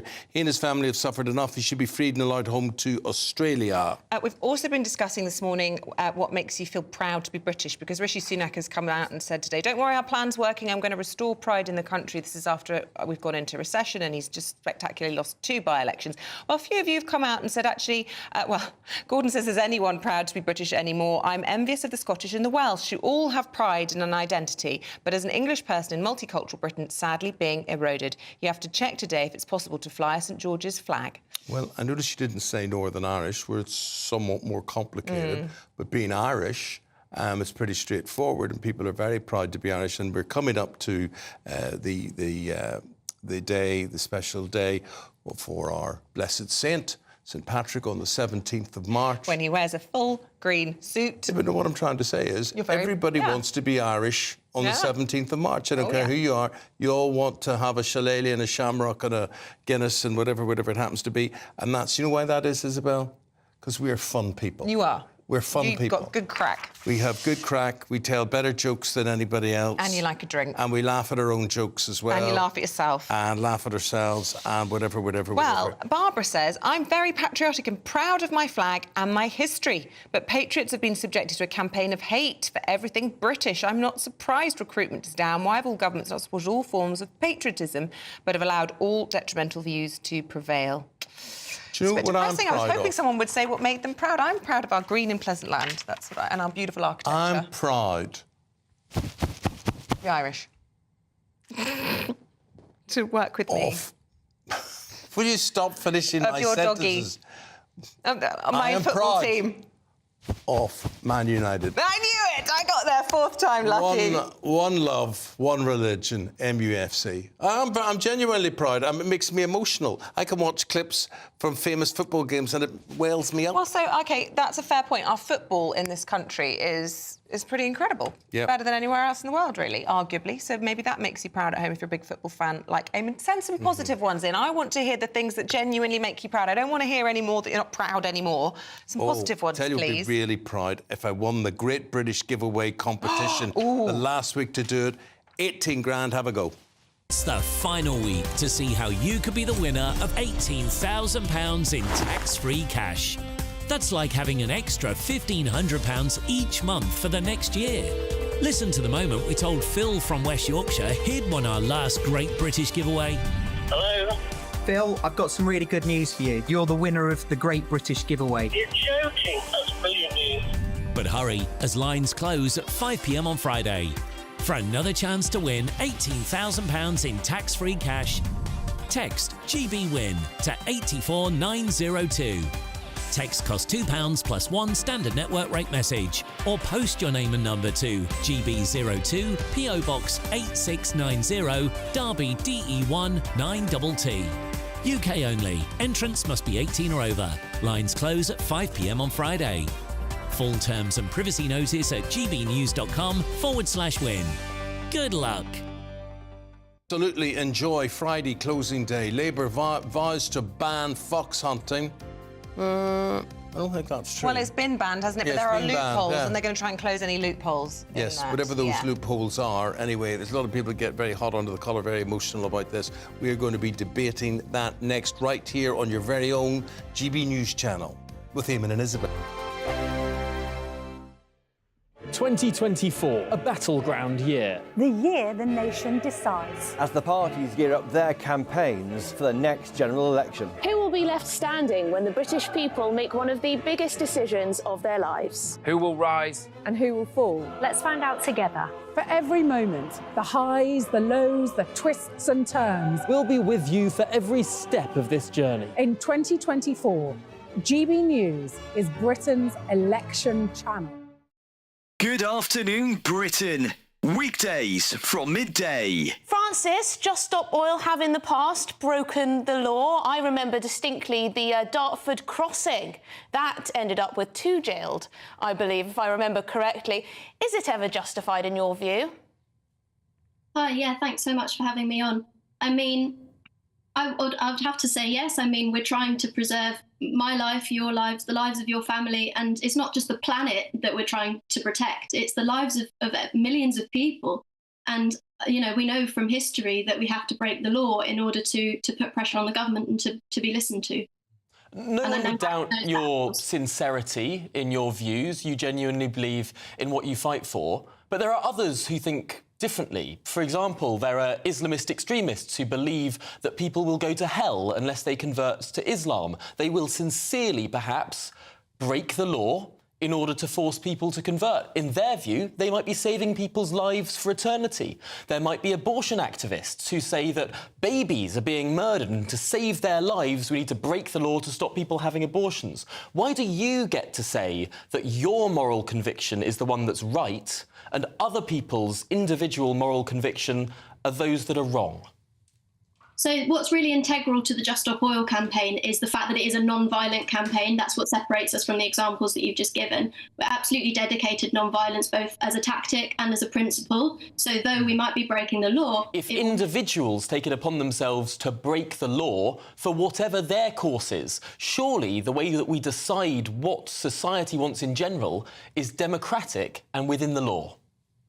Well, of course, we know also that protest is absolutely integral to maintaining and upholding a democracy, and in particular, non-violent protest. I mean, I really can't express to you how severe this situation is, and I'm sure you know this. I'm Michelle Dewberry, and I'm not here to tell you what to think. I'd much rather hear what you have to say. So, send in your opinions to gbviews@gbnews.com. Keep them clean, and you never know, I might read them out. With my panel here on Jubes & Co, we debate, we get stuck into the issues of the day on a show where all views are welcome, especially yours. GB News, the People's Channel, Britain's news channel.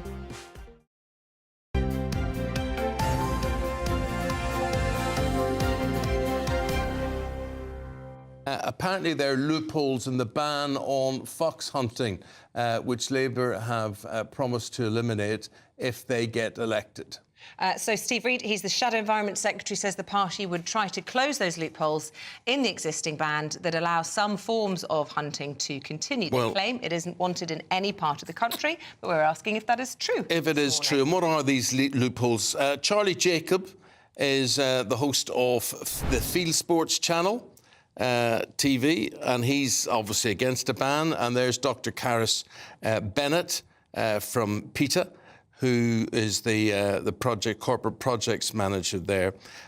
Caris, I just want to know from your point of view, what are these loopholes? I mean, we were sitting talking here in the studio. We thought it wasn't an issue anymore that fox hunting was banned.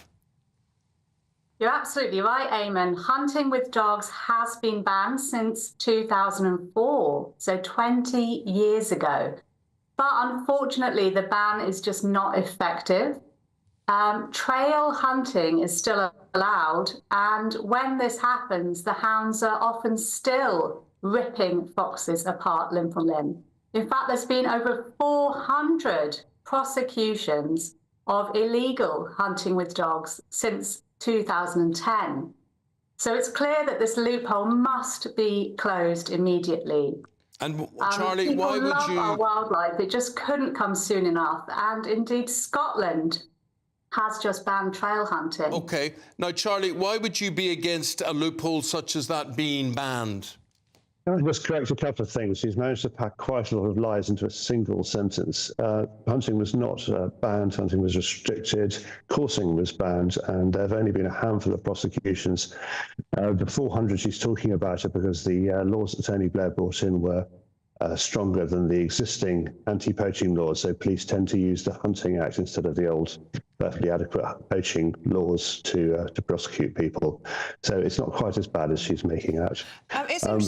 Yeah, go on, carry on. So why do we defend it? Because hunting is fun, we love it, it's social, it's economically beneficial, it's environmentally beneficial.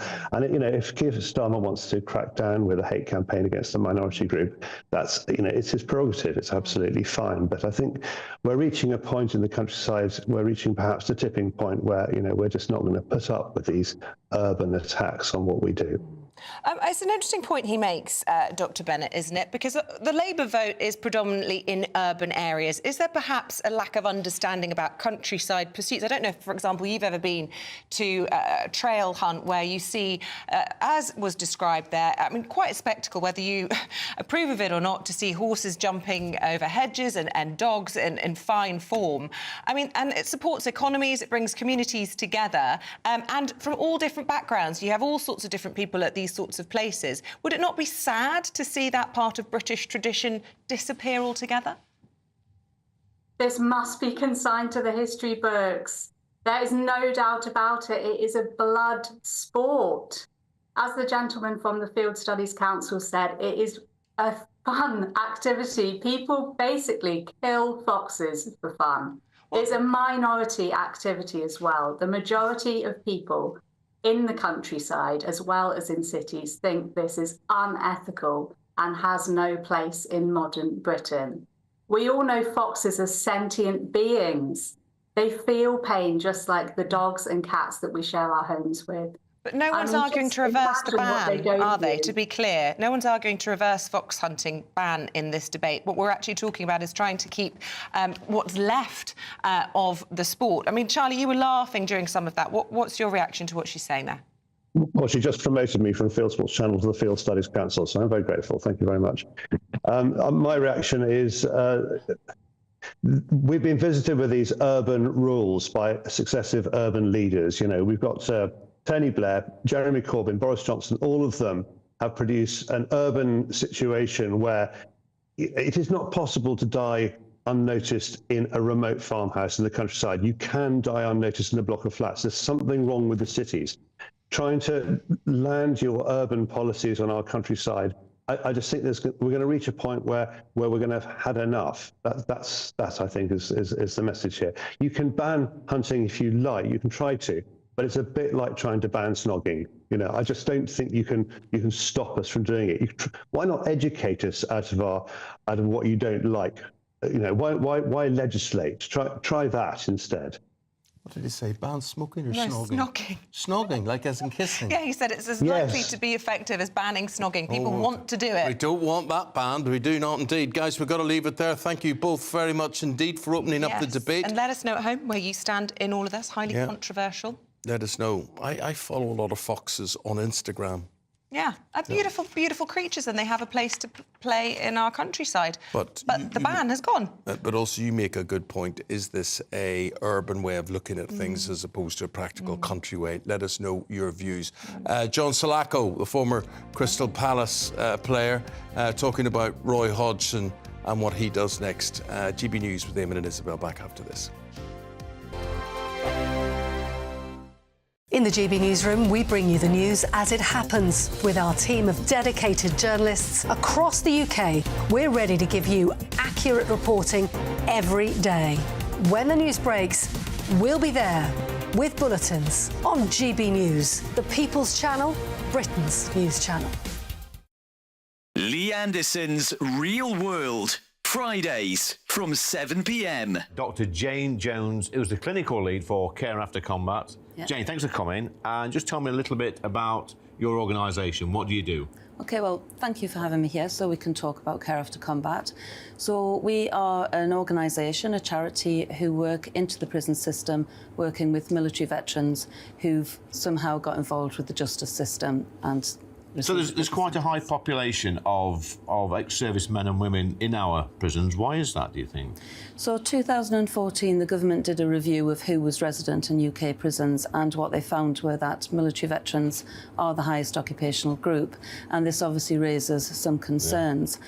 So the government wanted to do something about that, and so they supported Care After Combat initially just as a scoping exercise, really, to see if there was any way we could help these men and women actually, you know, understand the problems that led to offending behaviour and go on to lead successful lives. So what sort of offending behaviour are we talking typically for people that's in prison that's actually served in our armed forces? Primarily, it's violence. Yeah. So that is the highest offence that we work with. Okay. But of course, the military, as with everybody else, it's the full range of offending behaviour. OK, so we're in a pub, Jane, Dr. Jane, and I guess for some people, you know, the odd tip of alcohol is good, a bit of fun of a weekend, relax, let your hair down. But for some people, alcohol is not always their best friend, and I guess that plays a part in some of your veterans that end up inside. Yeah. Absolutely. So, speaking from my own experience, a good 2/3 of the people I work with have some kind of mental health problem or mental health difficulty, struggling to either adapt into civilian life or with some of the traumas they've experienced during service. People might self-medicate with alcohol to manage some of those thoughts and feelings. Yeah. Your weekend starts here with Friday Night Live with me, Mark Dolan, 8 till 9 on GB News. Big stories, big guests and big laughs as we get you ready for a cracking weekend. That's Friday Night Live with Mark Dolan. Fridays 8 till 9 on GB News. Bring your own drinks. The admission's free. Have a great Saturday night with me, Leo Curse, on the Saturday Night Showdown. It's a crazy world out there, so come and make fun of it with me, my panel of comedians, and a couple of people who actually know what they're talking about. The Saturday Night Showdown is your front row ticket to the clown show every Saturday, only on GB News, the People's Channel, Britain's news channel.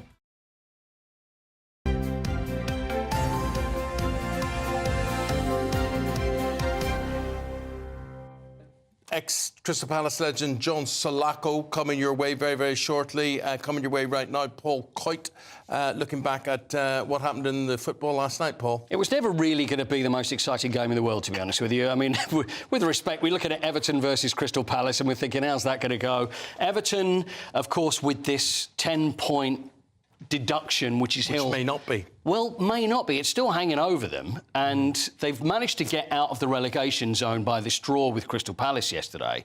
And Sean Dyche was talking yesterday and saying, we still don't know, because we talked about it yesterday, didn't we, thinking, is it this week, is it going to be today? But they still don't know when this hearing's going to be. What we do know is that Palace have a new manager, Oliver Glasner from Eintracht Frankfurt. Yeah.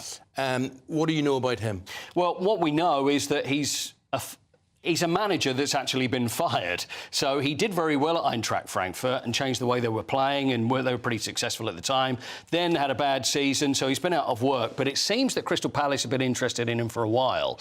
But when we look at Roy Hodgson, now, Thursday came, Roy Hodgson, it looked... And we've been talking about this, haven't we, for about 2 weeks, thinking, is he actually going to go? Is he going to stay? Then then there was a press conference that was set up for Thursday. And the next thing was he's been taken ill. So we don't know what's happened. He's been taken to hospital. So that was all extremely a big worry. And then thinking, well, what is Steve Parish going to do? Is he still going to fire him, although the man's on the way to hospital? And it is the way it is. He stepped down yesterday. Glasner came in and he took charge of that game against Everton last night. Let's now speak to Joe Salako now. And it was a draw last night, better than a loss. John, what's your view on Glasner? Well, the first thing I've got to say is I'm just glad Roy's OK, because I think when he got taken ill from training, we feared the worst, and I'm glad to hear it was just a scare. And, you know, is his age, that's the most important thing. I'm glad he's fine. I think you're right. Glasner is someone that the club's been looking at for a while. Everyone sort of talked about Cooper and maybe Graham Potter coming in. But obviously, I think Dougie and Steve Parish have been looking at Glasner. He was set up to come in, I think, at the end of the season. But as it's worked out, I think we needed a fresh change. I think we needed him to come in. And he really looks like someone who's going to get hold of this squad. And certainly there were influences there of what I saw last night of Glasner. He's a winner. Already. He won't take any nonsense. So I think the way we set up with that back five and the way we were compact and the way everyone was disciplined and worked hard and we got the ball, you know, forward really quickly. And, you know, we boxed it in, won those second balls and put pressure on Everton was fantastic and very, very good and optimistic start. Hey, I want to talk about Roy for a moment, though. If Palace fans look back at Roy, of course he's a Crystal Palace legend, like yourself there, John, but obviously a Crystal Palace fan since he was a boy. Do you think this has all been handled right? It seems to have all dovetailed and seems to be worked out very well at the end, hasn't it? But there was a worry about how this was going to pan out by Thursday. Yeah, Roy's such a, you know, big Palace guy, as you said. You know, he's been a fan all his life. And to come back to South London and manage this club the first time round was incredible, but it sort of turned a bit sour, a bit negative. He left. Vieira came in to take us in a new direction and, you know, a world legend. And it just didn't work. And Roy came at the end of the season, smashed it, kept us up, started the season well, and it's slowly fallen apart. And everyone was worried about his age. At 76, has he got the enthusiasm? Has he got the passion? Has he got the energy? Has he got the right ideas to take us forward? And the answer is obviously no. So I think this has worked out perfectly all round, really. You know, Steve Parish it's worked out politically perfectly. But do you think, John, it was a mistake, Roy Hodgson being tempted to come back for that second time? No, because do you know what? He was nowhere near the shortlist for anyone when he came in, you know, at the end of last season to save us those last 10 games. But winning 5, drawing 3, you know, was just incredible. And he almost, you know, you could see him in the summer getting said, are you going to give me the job? Look at the job I've done. Give me the job. And they were saying, well, you know, we really want to get someone fresh in. You know, we want to get someone younger that's going to take us forward. But in the end, they had to give it to Roy because they couldn't identify that right person. And in the end, it took, you know, this long to identify Glasner, to get him to sign. I mean, leaving Eintracht Frankfurt to come to Palace was a big, big call for Glasner. You know, he's gone straight into the deep end in the firing line. And if it works, then he's taking his chance to be in that biggest league in the world, in the Premier League. So, you know, I'm really optimistic about, you know, the fact that he's taking the chance. The timing's right. If he keeps Palace up, I think he could be a real star for us. Great stuff. Thanks, John. And obviously, we wish Roy all the best as well. Let's just hope he actually does decide, you know what, I'm going to go and sit on a beach and look back at my career and enjoy everything that's happened, because I think that's probably it for now, don't you? Thanks, John. Appreciate it. Thank you. I saw Roy Hodgson out shopping one day. I was on a bus and I looked down. Yeah, hold on, you were on a bus? Yeah. This is the most amazing part of the story. It was a tourist bus. Oh, right, okay. And it was King's Road. Yeah. And he was standing, he was looking in the window, and then he went into the shop and whatever. Oh, yeah. I saw him in Richmond out shopping as well. Yeah, yes, the very same thing. He's a shopaholic. He was crossing the road, and I was like, even I know who Roy Hodgson is. I was like, who's that? He's got more time. He's got more time to shop now. I went through the amount of clubs and countries. 21 different jobs managing he's had over the years. I mean, he was a pioneer. He went abroad very young. Absolutely, in Sweden and over there. And then he's managed England, of course, and Liverpool didn't work out. Well, you name it, there's probably more clubs that he's managed than the ones that he hasn't in the end. There you go. There you go. My friend, got to say, got to love you and leave you. And we've got to go. We've got Scarlett Maguire and Fraser Myers. They've got the papers right after this. I think the most exciting bit for me is talking to people. People who I think are ignored often by the major news channels.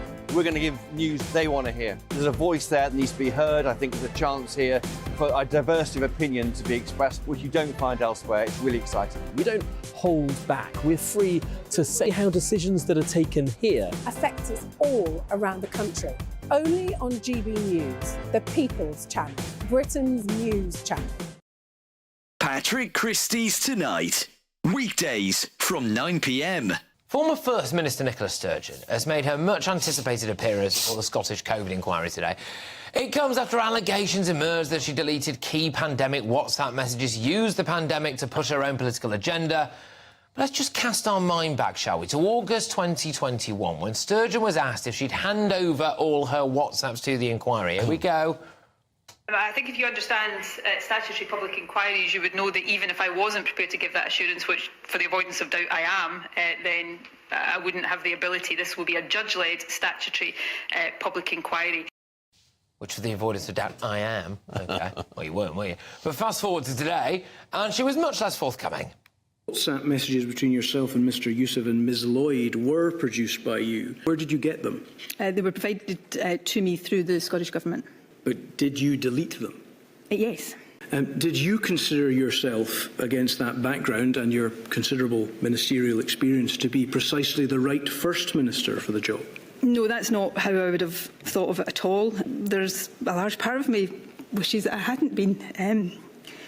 All right, then. I'm joined now by Tory MP Lee Anderson. Lee, are those just crocodile tears? Well, it looks like crocodile tears to me, Patrick. I mean, first we had the missing camper van. Nobody knows where that is. Now we've got this nonsense. We've got these burner phones, dodgy £5 phones from wherever they bought them from, WhatsApp messages going missing. It all looks a little bit dodgy to me. I mean, she's bleating on there, she's crying on screen. This is not cutting no ice. You know, it's crocodile tears. It makes you wonder what the SNPs are all about, Patrick. It looks...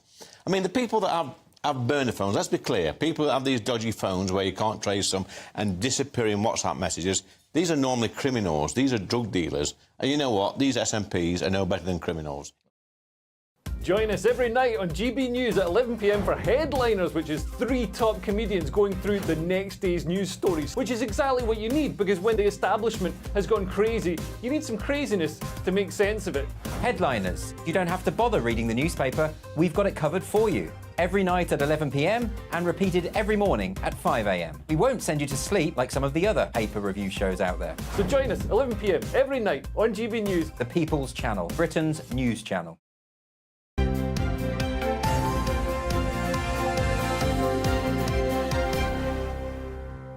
Right, Scarlett Maguire and Fraser Myers, and they've got stories that are tickling them today and getting them talking. Scarlett, a health story to begin with. Junior doctor strikes cost a lot of cancer operations. How many? 7,000.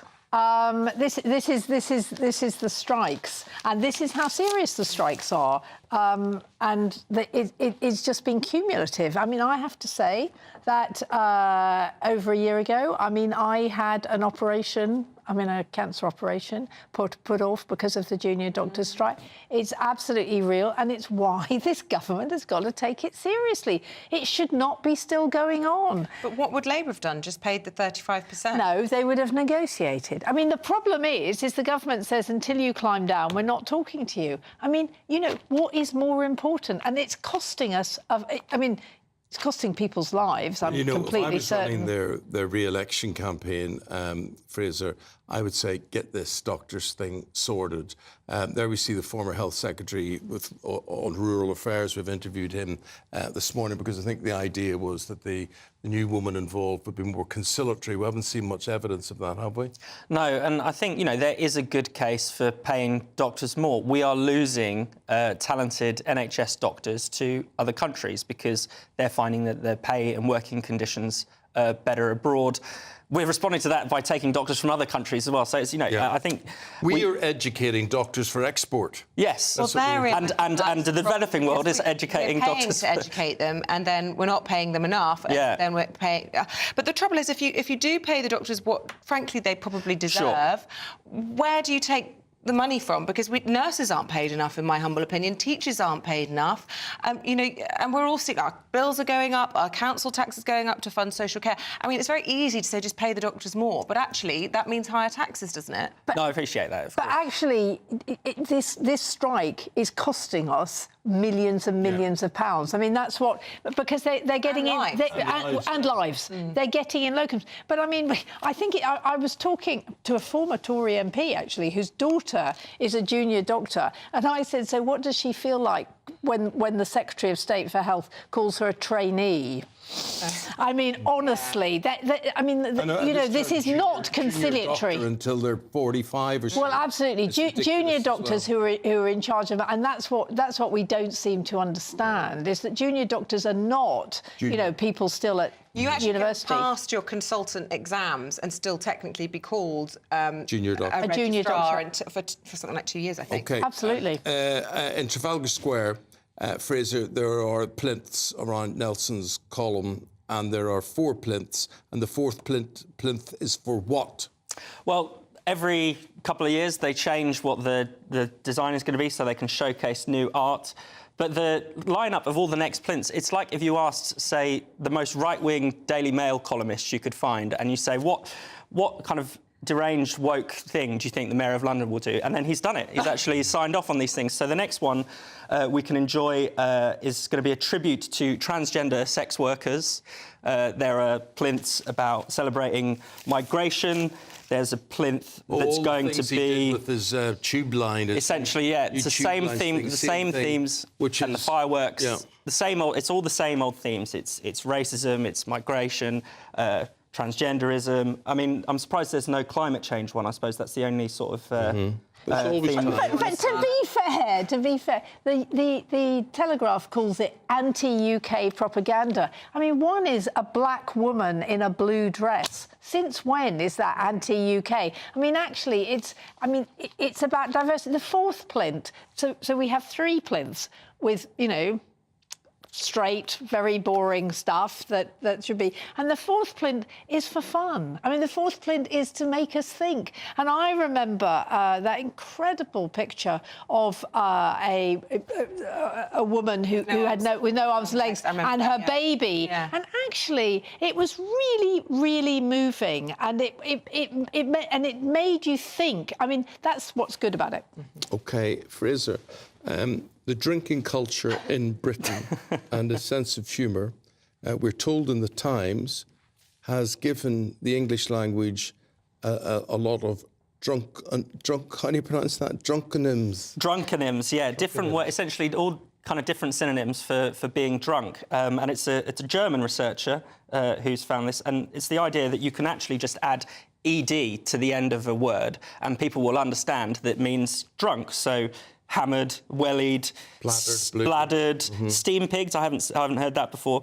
But you can essentially do anything. Wasted, steamed. On the end, but they have car parked. Car parked, which I've never heard. There's a sort of Michael McIntyre sketch that people might know. It's quite a famous sketch where he basically just says words like "I got completely gazeboed," and it does work. You know, if you use it in that phrase, people know. Oh, you mean drunk, don't you? So it's kind of what we were talking about earlier. It's partly about the great British sense of humour. What makes you proud to be British? What makes you proud to be British? Drinking culture. But also the drinking absolutely. culture. 57 words for being drunk. 546. Sorry, 546. Yeah. 546. Do you have a one that describes you? What? When you're tipsy? When I'm tipsy, I can't think of one. No. Do you have one, Isabel? No, I can't think of one either. Right, go on, Eamonn. What's the word that describes you? Blutered.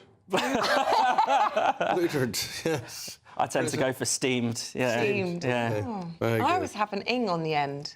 Steaming. Yeah, steaming, yeah. Anyway. That's because it's active with you. All right. It never stops. Can you believe this? What, you don't drink at all, or you don't drink during the week? Thank you very much indeed, guys. See you again in 40 minutes' time. And let's get an update on what's happening in the weather picture right there. We go to Alex Deacon for that. That warm feeling inside from Boxed Boilers, sponsors of weather on GB News. Morning, I'm Alex Deakin and this is your latest weather update from the Met Office for GB News. Another mild day across the south today. There is a band of rain tracking its way in and it's going to turn quite breezy as well. That rain already into Scotland and Northern Ireland will continue to push southwards. So eventually we'll see some rain arriving over northwest England and parts of North and West Wales. It turns a bit brighter across Scotland and Northern Ireland for this afternoon, but some showers will come into the northwest. Further south, most places just dry, fairly cloudy. A bit of brightness could come through at times. And quite breezy. But despite the breeze, it's still pretty mild for February, 13, 14 degrees. A little cooler further north, but at least we should see some afternoon sunshine in Belfast and Edinburgh. The rain will continue to track south, kind of fizzling out as it does so. So just a kind of dank night initially, but then heavier rain starts to come in through the early hours into parts of the west. And we have a Met Office yellow warning in force for parts of South Wales and South West England. Turning a little chilly in northern Scotland, but for most it'll be another pretty mild night and a very wet start to Wednesday. The rain quickly spreads to northern Scotland, eastern England. For most, a very soggy morning rush hour tomorrow. Some heavy bursts of rain in places. Slowly but surely that rain will clear from the west, so skies again a little brighter here for the afternoon, but in the east it stays pretty dull and damp for most of the day. Temperatures again on the mild side, but generally feeling cooler with the wind and the rain. Looks like things are heating up.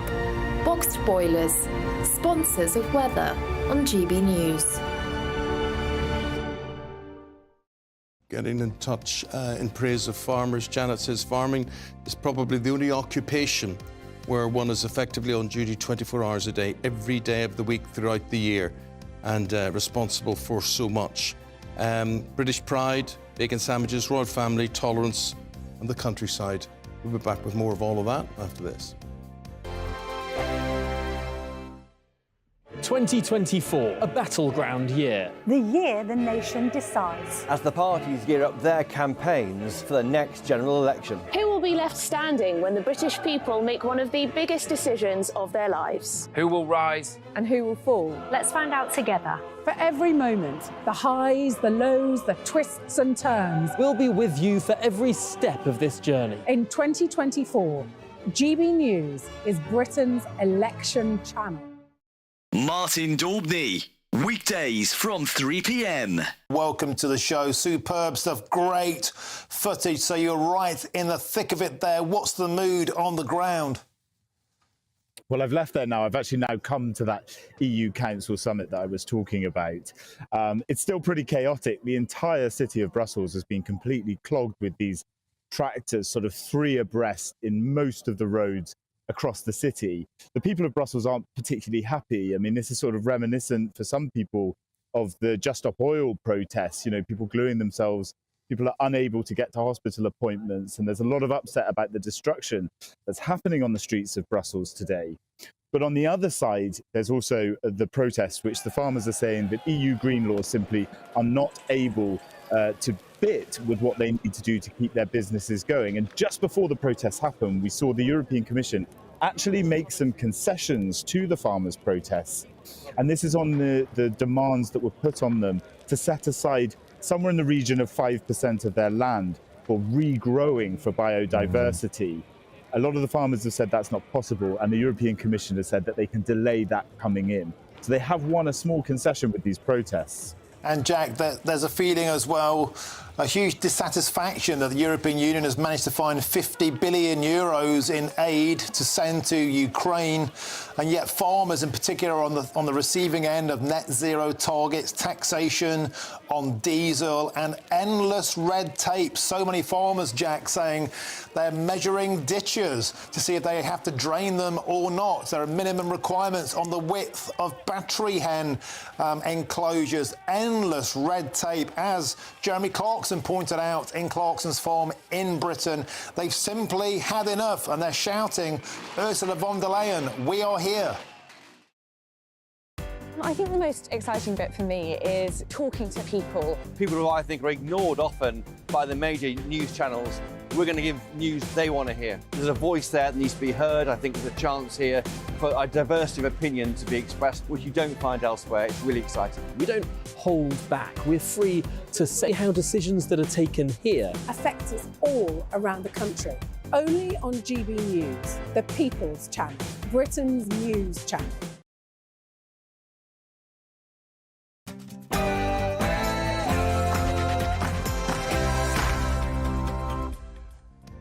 A very good morning to you. It is 8 o'clock. It is Tuesday, the 20th of February. This is breakfast. Yes, you're tuned in to Eamonn and Isabel here on this Tuesday morning.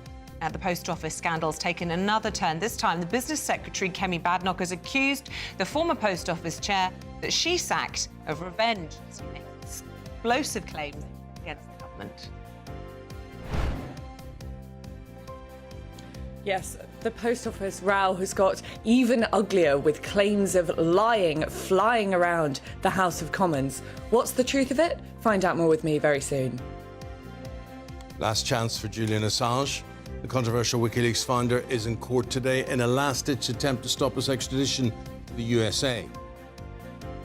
A boost for British farmers, so says the government. £200 million in a new innovation package. Earlier we spoke with the Environment Secretary, Steve Barclay. Absolutely committed to backing British farming. We produce amongst the best food in the world, and what this is doing, it's doubling the grants for equipment, for technology, to drive better productivity, to make our farms more sustainable. And as America moves to block Israel's Rafah invasion, Prince William set to highlight the plight of those affected in the Middle East conflict. Kensington Palace says the Prince and Princess of Wales are profoundly concerned by the October 7th attacks and the subsequent conflict in Gaza. He's expected to recognise the suffering on both sides. More details shortly. Also this morning, should the Tories bring back Boris Johnson? Well, a new poll suggests the former Prime Minister would win back voters lost under Rishi Sunak, and we'll be debating that very shortly.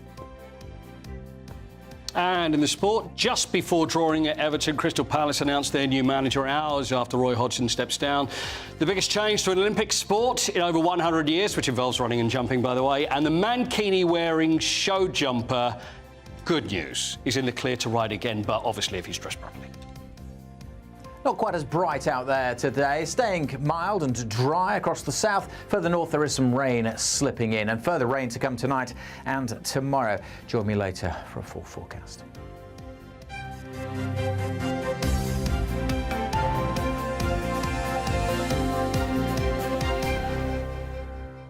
2 minutes past 8 o'clock. Top story this morning, the Business Secretary, Kemi Badenoch, has hit back at former Post Office Chair Henry Staunton.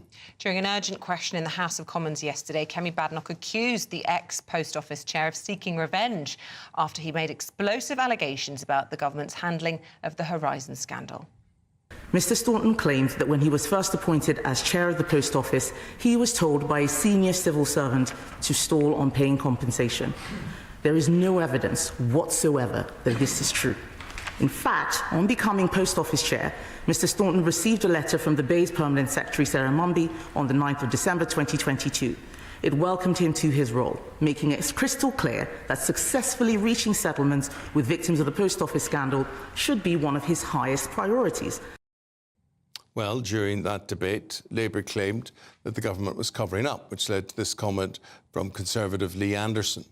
I'm absolutely staggered that the Labour Party now seem to be coming out in support of the disgraced Post Office management team.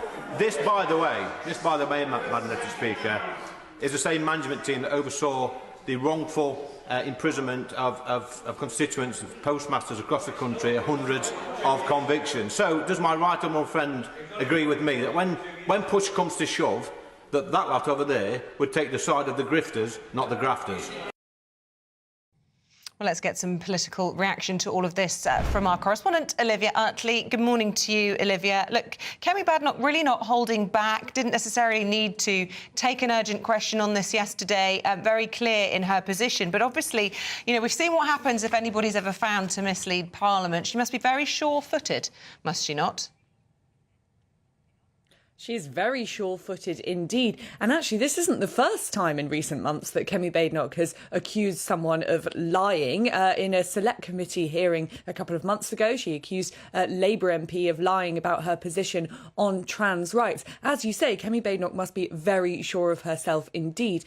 Just to get a bit of background in, essentially what's happened is Henry Staunton, the former head of the Post Office, did an explosive interview with the Sunday Times over the weekend, where he said that the government was that a civil servant had told him to drag his feet on paying compensation to post office masters to try to improve the Conservatives' electoral chances. Essentially, the accusation was that the Conservative government didn't want this whole row breaking out just before the election. They wanted to limp on and get through the election. Now, obviously, if that were true, that would be shocking given what the postmasters have been through. But Kemi Badenoch has hit back. First, she hit back on Twitter, saying it wasn't true, calling him a liar. And then she took this urgent question, which, as you say, wasn't particularly precedented in the House of Commons. She's now tweeted, she's gone another step further and says she will not let the matter rest there. And she's going to get government lawyers involved. Her claim is that Henry Staunton, who she sacked because she says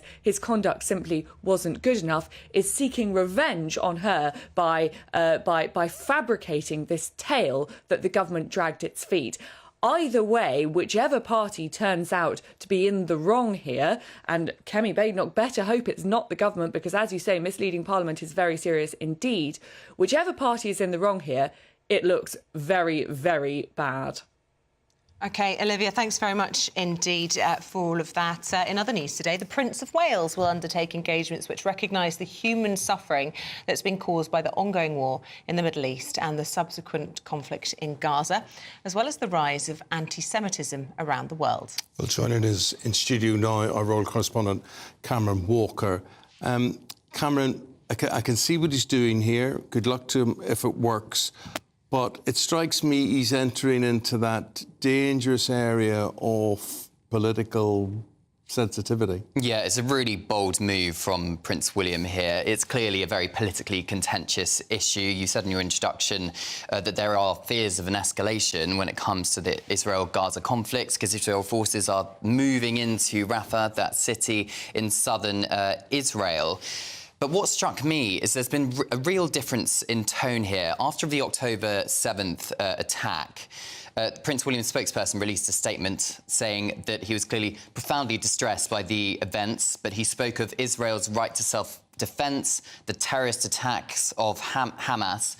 The tone from Kensington Palace this morning is a lot, perhaps less powerful. He says he's recognising the human suffering and is profoundly concerned by events that are unfolded. Clearly, this has become more of a contentious issue as the months have gone on. But I think Prince William realises he can't be political, can he? But what he's doing is recognising the suffering on both sides. And the whole point of the monarchy, of course, is trying to unify people. And I think that's what his intentions are. It's funny, we've been talking a lot about the sort of, what was it, the evolution of language in this debate yesterday. So the use of the word that Labour were using as a big debate vote this week on whether there should be a ceasefire. But we are seeing a change in the narrative, aren't we? I mean, we've had President Biden in the US saying overnight that they're going to block Israelis' move into Rafah in southern Gaza. So perhaps it's not as contentious if it's in lockstep with all of our allies, this position on say, Rafah. But will this have come from the Prince himself? Or as with any sort of, say, a foreign tour of duty, whatever it might be, will this come from collaboration between the Foreign Office and his courtiers and been done very carefully? Nothing normally is done with the royal family without serious soul-searching first of all. Yeah, nothing happens by accident, put it that way. In 2018, Prince William became the first first member of the royal family to visit Israel and the occupied West Bank. So he does have form for getting involved in that kind of area. But of course, Prince William has several advisors. A lot of them have actually worked in government before. And I'd be incredibly surprised if the government was not consulted before Prince William decided to do these public humanitarian engagements. He's going to be speaking to aid workers who have visited Gaza, and he's also going to be visiting a synagogue, speaking to young people about the rise in global anti-Semitism. So it's all very much about the humanitarian efforts rather than the politically contentious issues. But clearly it's a danger that there could be a situation where people accuse him of crossing the line. OK, well, it'll be very interesting to see. I'm sure he'll handle it very delicately and at pains to try and bring calm and impartiality to it all. As always, Cameron, thank you very much indeed. Got some news just breaking, shocking news from the world of showbiz, and that is that Robin Windsor is a former dancer on Strictly. I knew him and have indeed even danced with him, as has my wife, but he has suddenly died, we are hearing. He's only 44 years of age. Heartbroken friends and colleagues have been paying tribute. He was best known for his appearances on Strictly for 5 years between 2010 and 2015. And during his time, he was partnered with Patsy Kensit, Anita Dobson, Lisa Riley and Deborah Meaden during his stint on the show. So a big shock, that one. Yes, Cisco Entertainment Group, who announced Robin's death via a statement shared on social media, paid tribute, saying it is with a heavy heart that we announce the tragic passing of our beloved friend Robin Windsor. His presence in Come What May was more than just a performance. It was an embodiment of passion, grace and sheer talent. His extraordinary ability to express emotion through movement captivated audiences, leaving them spellbound with every step. Robin, you'll be deeply missed. And lots of celebrities, fellow dancers, all paying tribute to him. James Jordan this morning saying, I had the pleasure of working with this man for many years on Strictly. I've had such fond memories of him. He was always very caring and fun to be around. And the TV presenter Kirsty Gallagher, formerly of this station, gosh, how sad, such sad news, thinking of all who loved and knew him. Yeah. I got to dance with him, entangle with him at, of all places, Old Trafford. Really? Yeah. There was got these publicity pictures taken on the pitch and overlooking the pitch and whatever, but he was there to dance with my wife for a ladies' lunch that we held for charity for the Manchester United Foundation, and he was one of the turns during that, and very, very popular. Very popular and very, very able. And goodness me, I don't know what's happened there. 44, no age at all. And I'm sure we will find out exactly what has happened. But for now, those tributes pouring in. OK. The mother of Russian opposition leader Alexei Navalny has been told she must wait 14 days to receive her son's body as authorities conduct a chemical examination.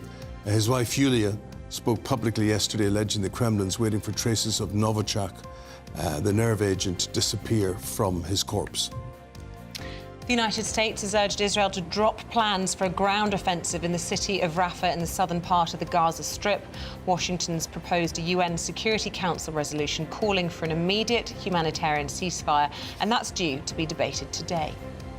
Lord Cameron has become the first Foreign Secretary to visit the Falklands in 30 years, amid calls from Argentina to open negotiations over its future. Whilst touring key battlegrounds, he reiterated the UK's position on the islands. As long as the Falkland Islands want to be part of the UK family, they are absolutely welcome to be part of that family, and we will support them and back them and help protect and defend them absolutely, as far as I'm concerned, for as long as they want.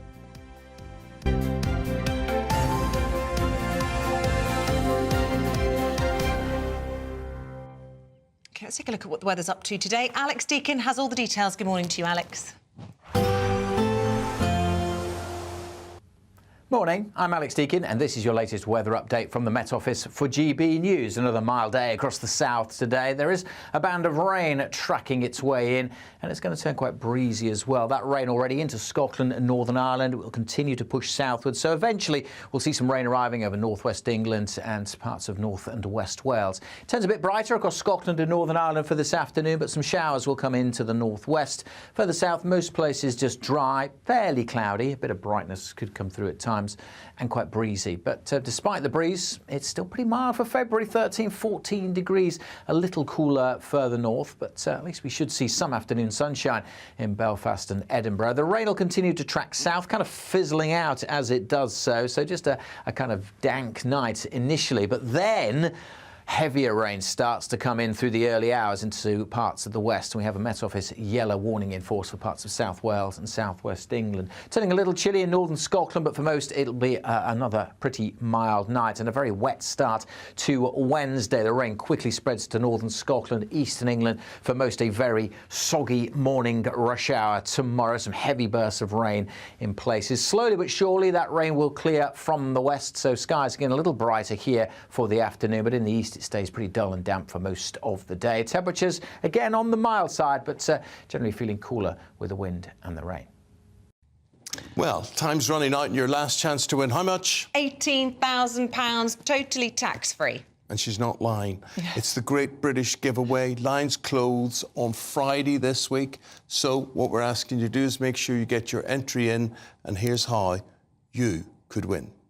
It's the final week to see how you could be the winner of the Great British Giveaway. There's an incredible £18,000 in cash to be won, totally tax-free cash that you can do whatever you like with. That works out to be an extra £1,500 to play with each month for a whole year. You could put it towards monthly treats, save it for a rainy day, or just use it to take the pressure off in 2024. But hurry, as lines close at 5 p.m. on Friday. For another chance to win £18,000 in tax-free cash, text GBWIN to 84902. Text costs £2 plus one standard network rate message, or post your name and number to GB02 PO Box 8690 Derby DE1 9TT. UK only. Entrants must be 18 or over. Lines close at 5 p.m. on Friday. Full terms and privacy notice at gbnews.com/win. Good luck.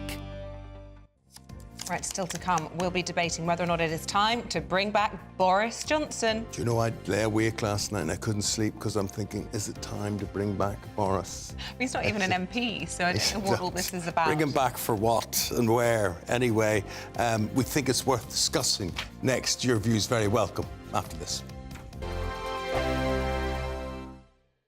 I'm Michelle Dewberry, and I'm not here to tell you what to think. I'd much rather hear what you have to say. So send in your opinions to gbviews@gbnews.com. Keep them clean, and you never know, I might read them out. With my panel here on Jubes & Co, we debate, we get stuck into the issues of the day on a show where all views are welcome, especially yours. GB News, the People's Channel, Britain's news channel. Patrick Christie's Tonight. Weekdays from 9 p.m. Mike Freer joins me now. Mike, thank you very much for coming into the studio. Thank you for inviting me. Firstly, how are you? It's been a busy day, and it's been quite a traumatic experience. It's a real wrench to walk away from a job that you love, but also a constituency that you've become, I live there, it's my home, and I regard many of my constituents as friends, and it is an amazing place, and to walk away from that is really quite an emotional wrench to think this was a job I loved, but unfortunately I can't do it anymore. Can you talk me through the process? Because you mentioned about the alleged arson attack, etc., being the final straw, but this has been a really quite vile journey to get to this point. So what kind of threats have you had? What's that look like? Well, like every MP, I mean, you day in, day out, you get abusive emails, you get low-level stuff that, whether we should accept it, but we do, it's graffiti, it's things like, in the past I've had a mock Molotov cocktail left on the office door, meaning we had to evacuate the whole building. I've come out of my house and found a note on my car.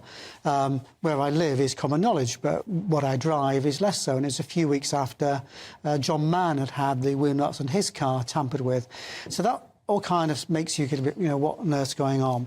But I've had 2 run-ins with the organisation that was Muslims Against Crusades, and people like Anjem Chowdhury, who was behind that organisation, been to prison. But online it said, I used to do surgery in mosques, so I wanted to go out and see people. And online is a picture of me saying, you're not welcome in our mosque, let Stephen Timms be a pointed reminder. So it's not very subtle. Well, just for our viewers and listeners who might not remember that, Stephen Timms, of course, was stabbed by a woman who'd been radicalised. Thank heavens he survived. So it was a very unsubtle.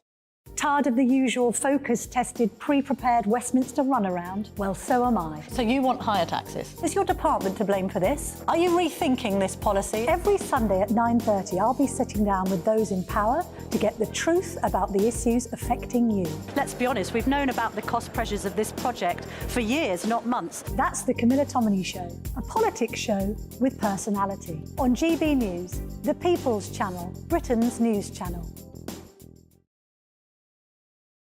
2024, a battleground year. The year the nation decides. As the parties gear up their campaigns for the next general election. Who will be left standing when the British people make one of the biggest decisions of their lives? Who will rise? And who will fall? Let's find out together. For every moment, the highs, the lows, the twists and turns. We'll be with you for every step of this journey. In 2024, GB News is Britain's election channel.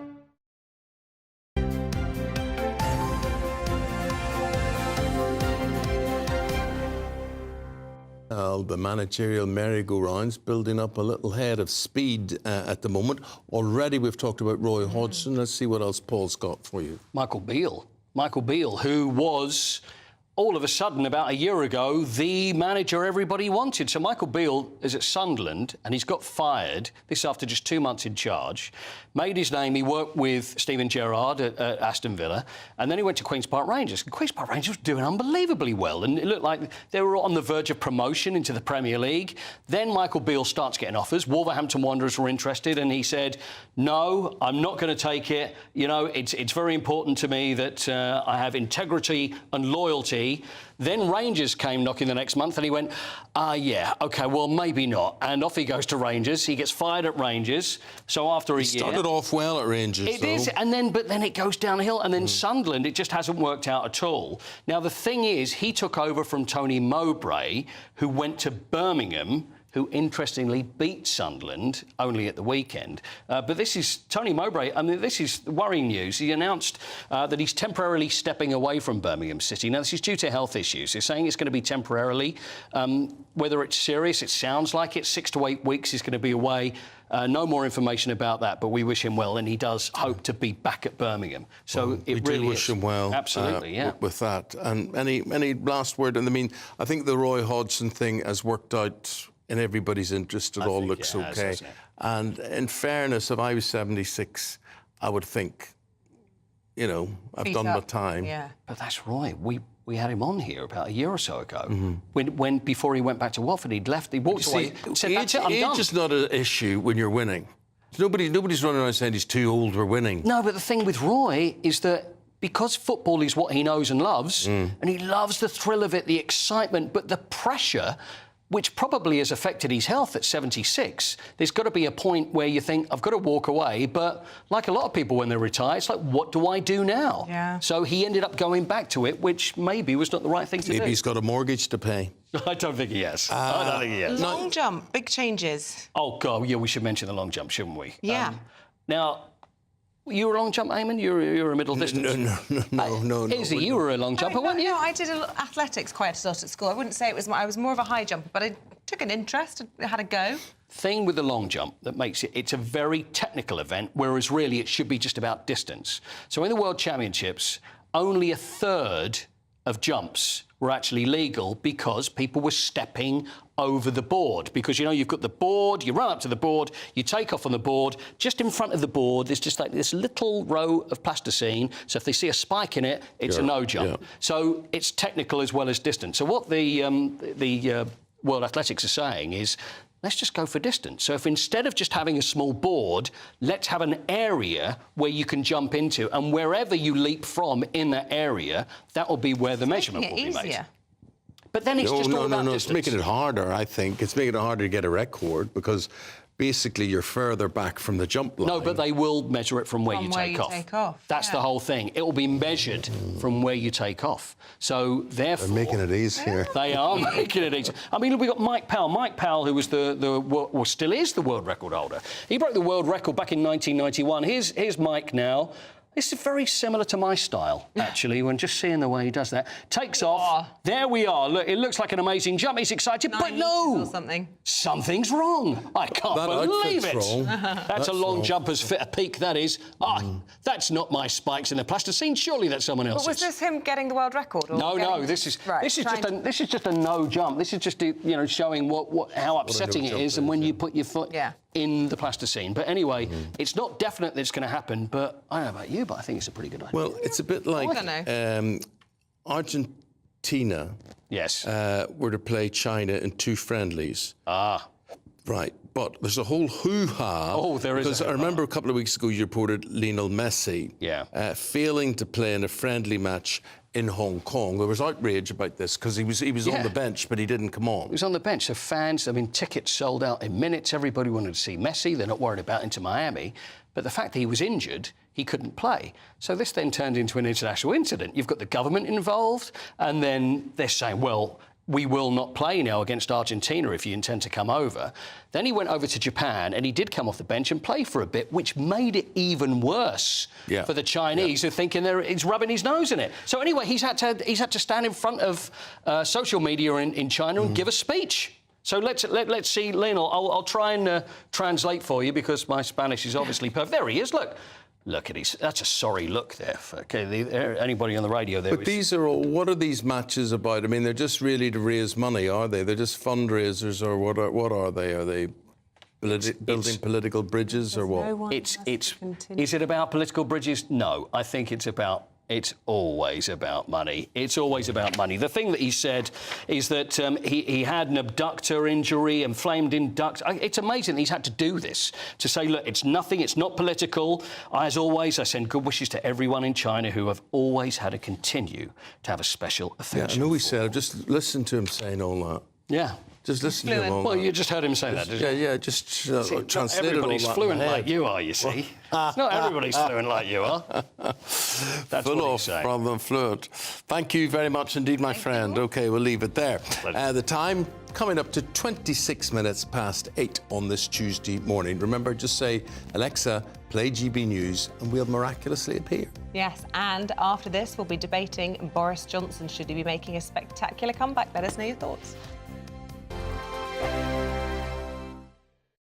Every Sunday from 11, join Michael Portillo. There will be topical discussion, looking at the week before and the week to come. So kick back and relax at 11 a.m. on Sundays on GB News with me, Michael Portillo. GB News, the People's Channel, Britain's news channel.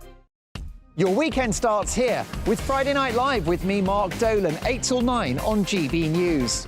Big stories, big guests and big laughs as we get you ready for a cracking weekend.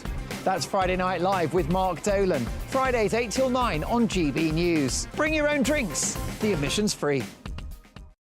Britain's newsroom, weekday mornings from 9:30. When you listen to Nigel Farage's assessment there, do you feel that maybe this is as good as it was going to get, given that we had the pandemic and it was inevitably always going to be a bit of a mixed bag?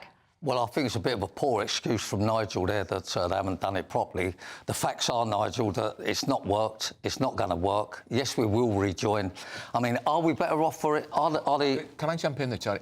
We're going to rejoin under which government? Because Labour aren't going to do that, unless you don't think... But I mean, it's going to be unavoidable not to join, because I think it's getting worse and worse for us. I mean, let me just say this. Are the NHS better because we're out of Europe? No, they're not, because they're not employing more staff. Is the building trade better off? No. Is travelling abroad or to the EU or staying in the EU, are we better off? No.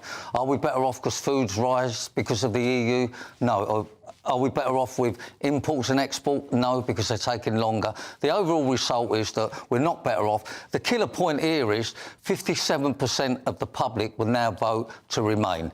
33% would leave. Surely that's the telling point. It depends on the pollster, Charlie, because we were talking to a very good pollster earlier who said there's no enthusiasm for any change in a year. Maybe 10 years, they might be thinking about it. Belinda de Lucia, let's bring you in. I'm sure you want to react to what Charlie said. I mean, who would have thought that the UK wanting to run its own affairs and making our politicians more accountable would be so revolutionary? EU Parliament voted a majority to get rid of the vetoes, the last remaining scraps of democracy that the EU had. Now, luckily for EU citizens at the moment, you know, it means a treaty change to actually go forward. But that is the mood. The ever closer union. We have dodged a federalised, globalist, international, power-gobbling, anti-democratic organisation, and that's worth more than a few trade and travel perks for a few wealthy people in this country. Hear, hear. Belinda de Lucia, Charlie Mullins, great to see you both. I'm Andrew Doyle. Join me at 7 o'clock every Sunday night for Free Speech Nation, the show where I tackle the week's biggest stories in politics and current affairs with the help of my 2 comedian panellists and a variety of special guests. Free Speech Nation, Sunday nights from 7 on GB News, the People's Channel, Britain's news channel.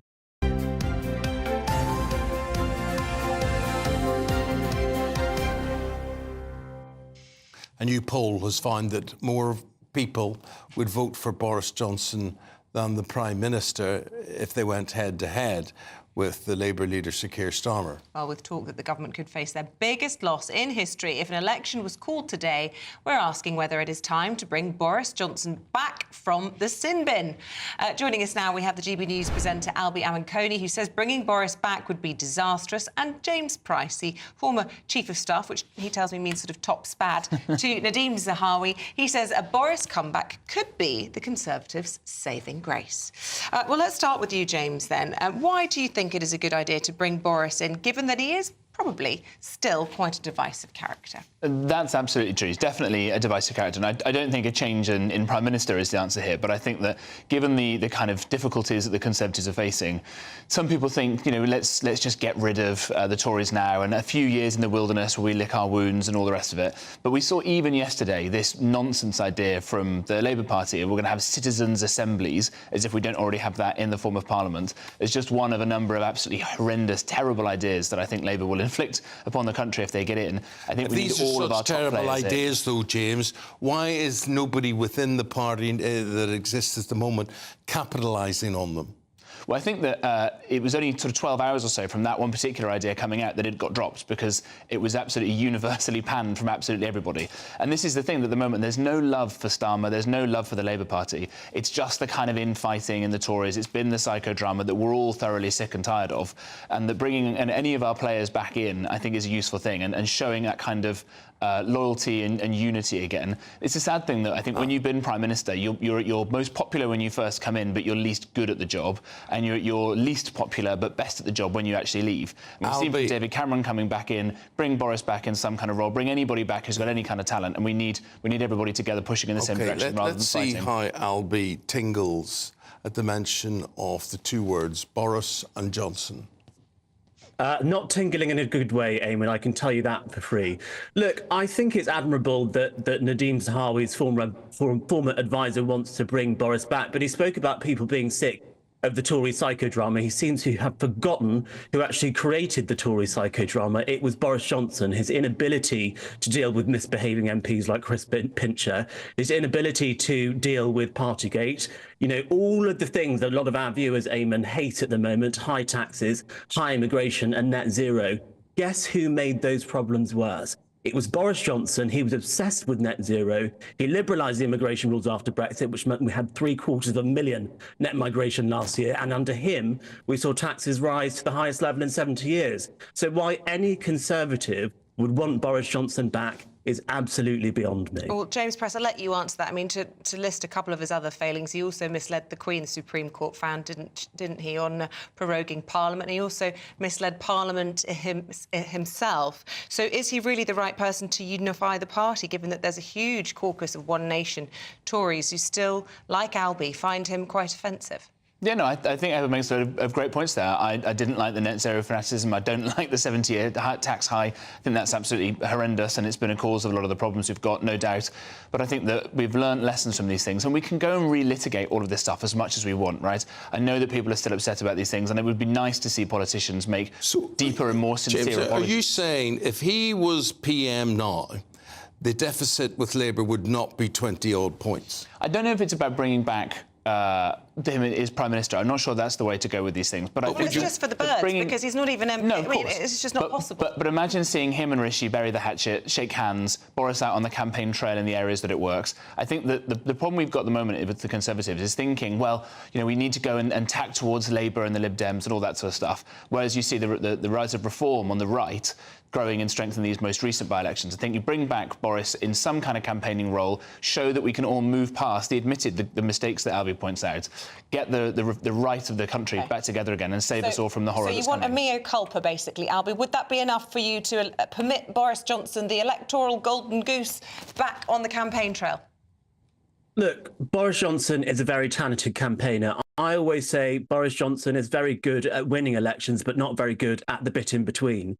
The problem is, now that we've all seen the bit in between and how bad he was at dealing with all of that, I don't actually know how effective he will be at winning elections anymore, because he handled the job of Prime Minister governing this country so badly. Gosh, just looking at some of the views that have come in, I mean, there's a diversity of opinion here. Archie, I'd not rule him out coming back. There are lots of MPs not standing. If he wants to come back, surely a seat could be found for him. If he fancies 5 years in opposition. But if he does, then the grassroots of the party would welcome him back. Whereas Con says, why should Boris come back and help that lot out? Who stabbed him in the back? Let them sink, and then a new team is what Boris needs. Jean, Boris Johnson was a complete and utter failure as PM. He's a busted flush. Can't we do better than him? And Joanne says, I think Christmas would come early if Boris came back. Please make it happen. I mean, whatever your views of Boris Johnson, he's certainly had, and I don't really know what's behind it, but maybe just the demise of the Tory party, but he certainly had some sort of renaissance, because he was off licking his wounds, chucked out of Parliament, and his name was mud for a while. I think of the Sue Gray inquiry and all of that, and we've had all the TV shows about Partygate. I mean, Albie, what do you think's behind his sort of return, if you like? I think it's wishful thinking. I think people are looking for a solution to the problems that the Conservative Party have at the moment, which seem insolvable, to be honest, and they're looking to anyone and anywhere to come and be the saving grace. But ultimately, the only way that the Conservative Party has a chance at the next general election is if they stop all of this infighting, come together and actually focus on delivering what people want, and also deliver some Conservative policies before the next general election, have a Conservative manifesto that is going to make people vote for the Conservatives and not against them by voting for Labour. Well, you're both nodding about that. I mean, the Prime Minister's done an exclusive with The Express today, saying that he will restore a national sense of pride and insists that the plan is working. I mean, this is the sort of idea that if he thinks that's going to cut through, he's got it completely wrong, hasn't he, James? No, I think those are the right sentiments, exactly. But I think we've got a few... Hang on. How can you say the plan is working when he's just seen the country going into recession and lost 2 by-elections spectacularly? I think that's an embarrassing interview to do literally a few days after that week that he's just had. Well, I think whenever you admit some kind of weakness in politics, you get punished for it just as much as you get praised for being candid. That's always the kind of double-edged sword that I suppose politicians face in these things. But I think that there's still, a good year almost or so, maybe 10 months or so of delivery that can get done. And if we just bring everybody together, exactly as Albie says, right, get behind it. Any of this idea of getting rid of Rishi now is, I think, for the birds. I think that just having Boris coming out and saying, right, come on, vote Conservative, because look at what could be coming.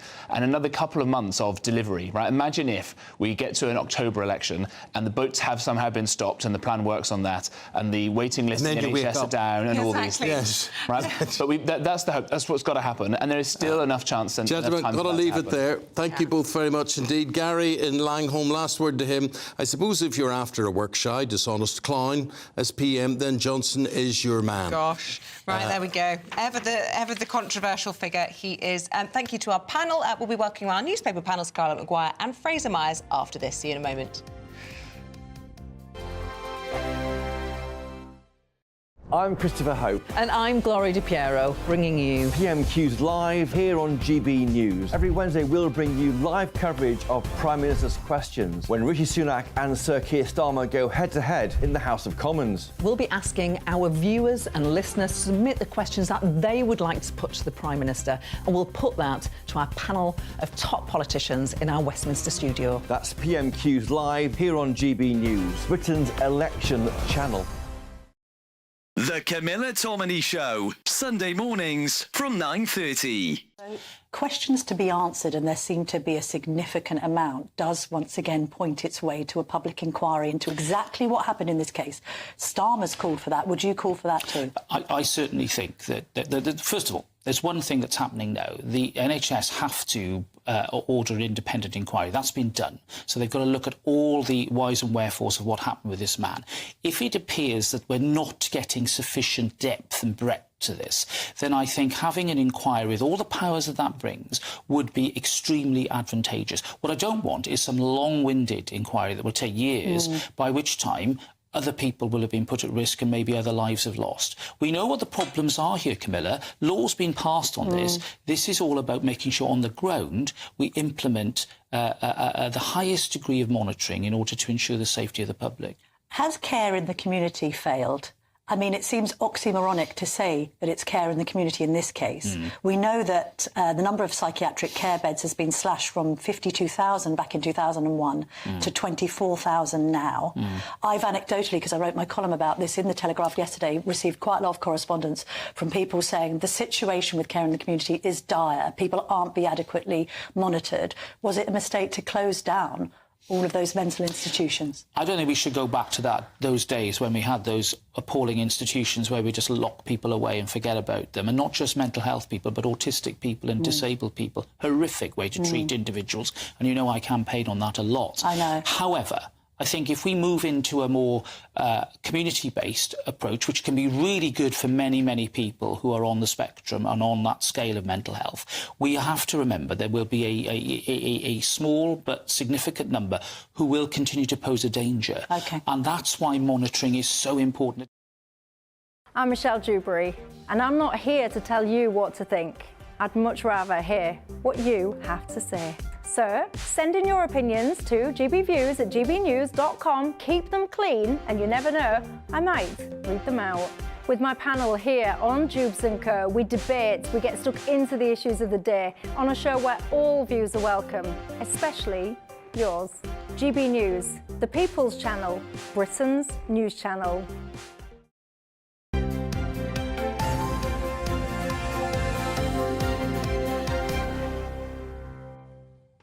How does anybody in this country, and I mean anybody, have any money at all? We are the most taxed nation, certainly in Europe, if not the world. It's just never ending. And the story I want to begin with, we've got Scarlett and Fraser here in the studio. Scarlett, this is page 10, Daily Mail. Taxpayers in 95% of local authorities will be forced to pay more next year in terms of their council tax. And the reason is that local authorities don't have any money. I mean, so we've got this problem of that we're paying masses in tax and wondering what we're getting for it. And you go to the local authorities and they say, I mean, quite a number are literally broke, are bankrupt.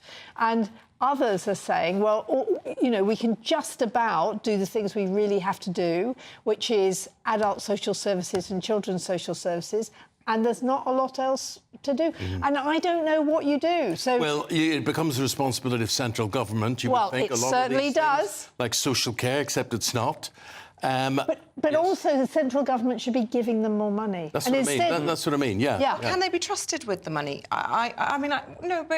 We've seen so many councils wasting money on really highly paid Well, they can't all be wrong. executives. They can't all be wrong, Isabel. They're all broke. Who are the councils that are operating in profit and, making huge sums but of you money? can look at the ones probably that have gone into the red, have often made catastrophic errors. Some of them have, but also councils were sort of made to carry the can for austerity. So the central government, departments didn't really want to make cuts, but they passed down those to put that burden onto councils. So, we have just seen, degradation in frontline services. And I guess the problem is today is that services are getting worse while taxes are going up, which is the most, which people are sort of baffled by. I think. Well, I'll tell you, what baffles me, out of curiosity, and I have no idea if this can be done or not, but I would like to go in and look at a certain council's books and go, would I be able to say, what are you paying for that for? What are you wasting money on that for? I'd like to think that I could, but maybe I couldn't. Maybe it's social care, childcare, elderly care. Maybe it's things that just have to be done. I don't know. Yeah, I mean, certainly there is a trio of people who are sent in over and over again. One of whom I know slightly,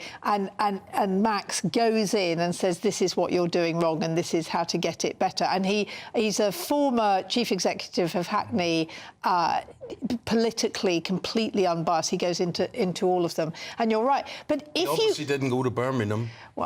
Well, so Birmingham's problem is one of their big problems is equal pay, because which goes backdated because they didn't pay it at the time. But the other thing is that you look at children's services, and there are private companies making an absolute fortune out of care homes and places. Scarlett, could I say Labour were responsible for introducing a lot of this, including schools and hospitals, whereby these buildings were built and then rented PFI. back. Yeah. PFI was a terrible mistake, and it was about... Well, that's a Tony Blair mistake. I know it was a Tony Blair mistake. And a Gordon Brown mistake.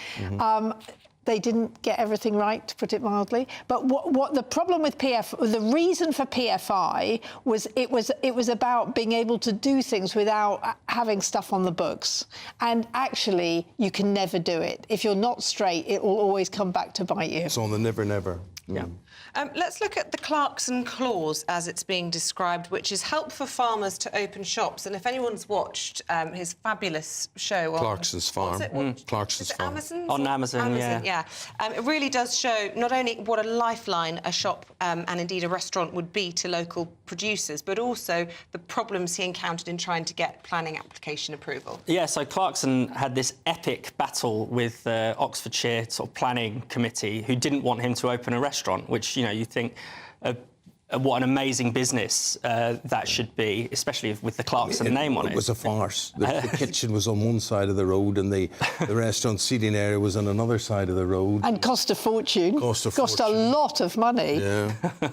But I think, this is a good thing. Opening up planning is a good thing. The planning laws in general in this country are too restrictive. It means that, there's... I'd like to think, I hope, that the UK economy is like a spring waiting to be coiled. Lots of people want to start businesses. Lots of people want to build houses, but they're being prevented by arcane planning laws. I mean, recently there was a case of people wanted to build a giant data centre that would be used for AI, and it was going to be built right on the M25. But local council said, well, it will spoil the view. And spoil the view of what? The M25. You might have heard of the case of there's attempts to build a tunnel in Kent below the Thames, the East Thames crossing. The planning application alone has already cost more than it cost the Norwegians to build the longest tunnel in the world.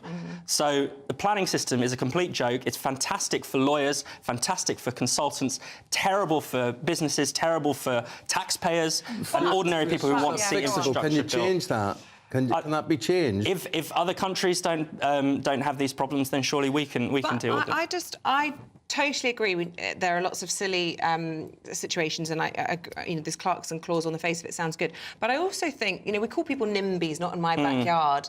But I do think there needs to be some form of legal protection so that your property can't suddenly degrade in value hugely because someone's put an Amazon warehouse next to your garden. And I think as a nation we should protect. No, I think you're right. And there's what we want is both. And actually, Labour says you're not going to get growth without reforming the planning laws because, exactly as Fraser said, you can't actually do anything. On the other hand, we don't want terrible things sort of suddenly put in little rural villages. And it's how to get the planning laws to be sensible. I mean, that's the problem. I have to say, Amazon warehouses are very uniform. They're lovely blue You'd colour. like one next to you? Well, I wouldn't. I couldn't imagine I would overly object. What if you had a field where the sun set every night and it was trees and deer and bunny rabbits, and the next thing you knew was a blue warehouse with lorries coming through day and night? I think most people would be NIMBYs, not in my backyard. And I suppose that's trying to find that balance. At the moment, it feels the balance is too far in favour of those the NIMBYs. people. Yeah. But, having just come back, and I've talked about it a few times this morning, just come back from driving through Belgium, and my grandmother was from rural Belgium. They have very few planning laws. There's barely a view in any direction where you can't see some kind of monstrosity. Here's my view on Taylor Swift. To protect it. Oh. Right, here's my view on Taylor Swift. This is what matters. She is a bitter woman.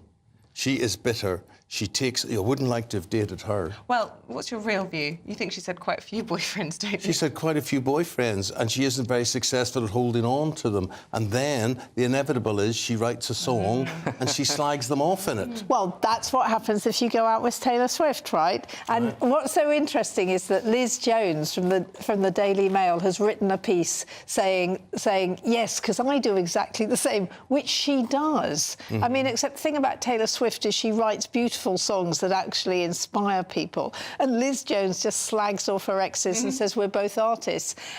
I think look, Adele has made, these terrible, terrible heartbreak songs. The thing about is Taylor Swift slags off her exes. Adele talks about heartbreak. But you do what you want, and actually you have to. I remember years ago meeting this guy who he'd gone out with a Guardian columnist, and he said, I was in her column every time. I didn't realise this is what it would be like. He was called The Boy. And I think people... The problem is if you go out with Taylor Swift or Liz Jones or any columnist who uses...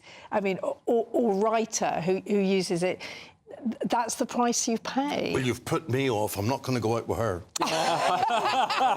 Same. I'm going on strike from going out with her. Anyone that let Tom Hiddleston slip through their fingers and their head searched. Oh, God, I thought that showed what good taste she had getting rid of him. One of my faves. Now, Julian Assange, what do we think of him, Fraser?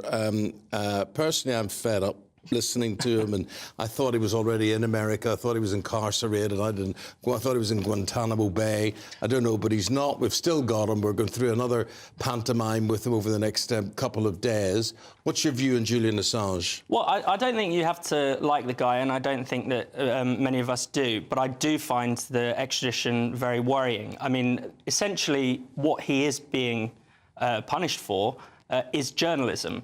Now, he does a different kind of journalism. No. I love how people talk about journalism. He had millions of pages which he could not have read. He got them downloaded.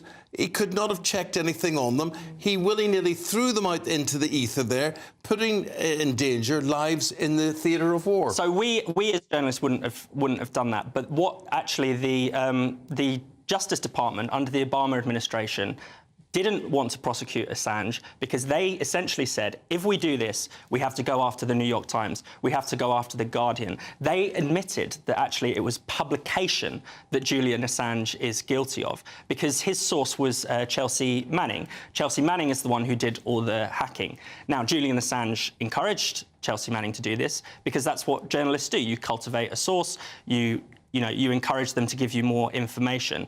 But that's what worries me about this, and it was recognised by the US government that it was essentially publication.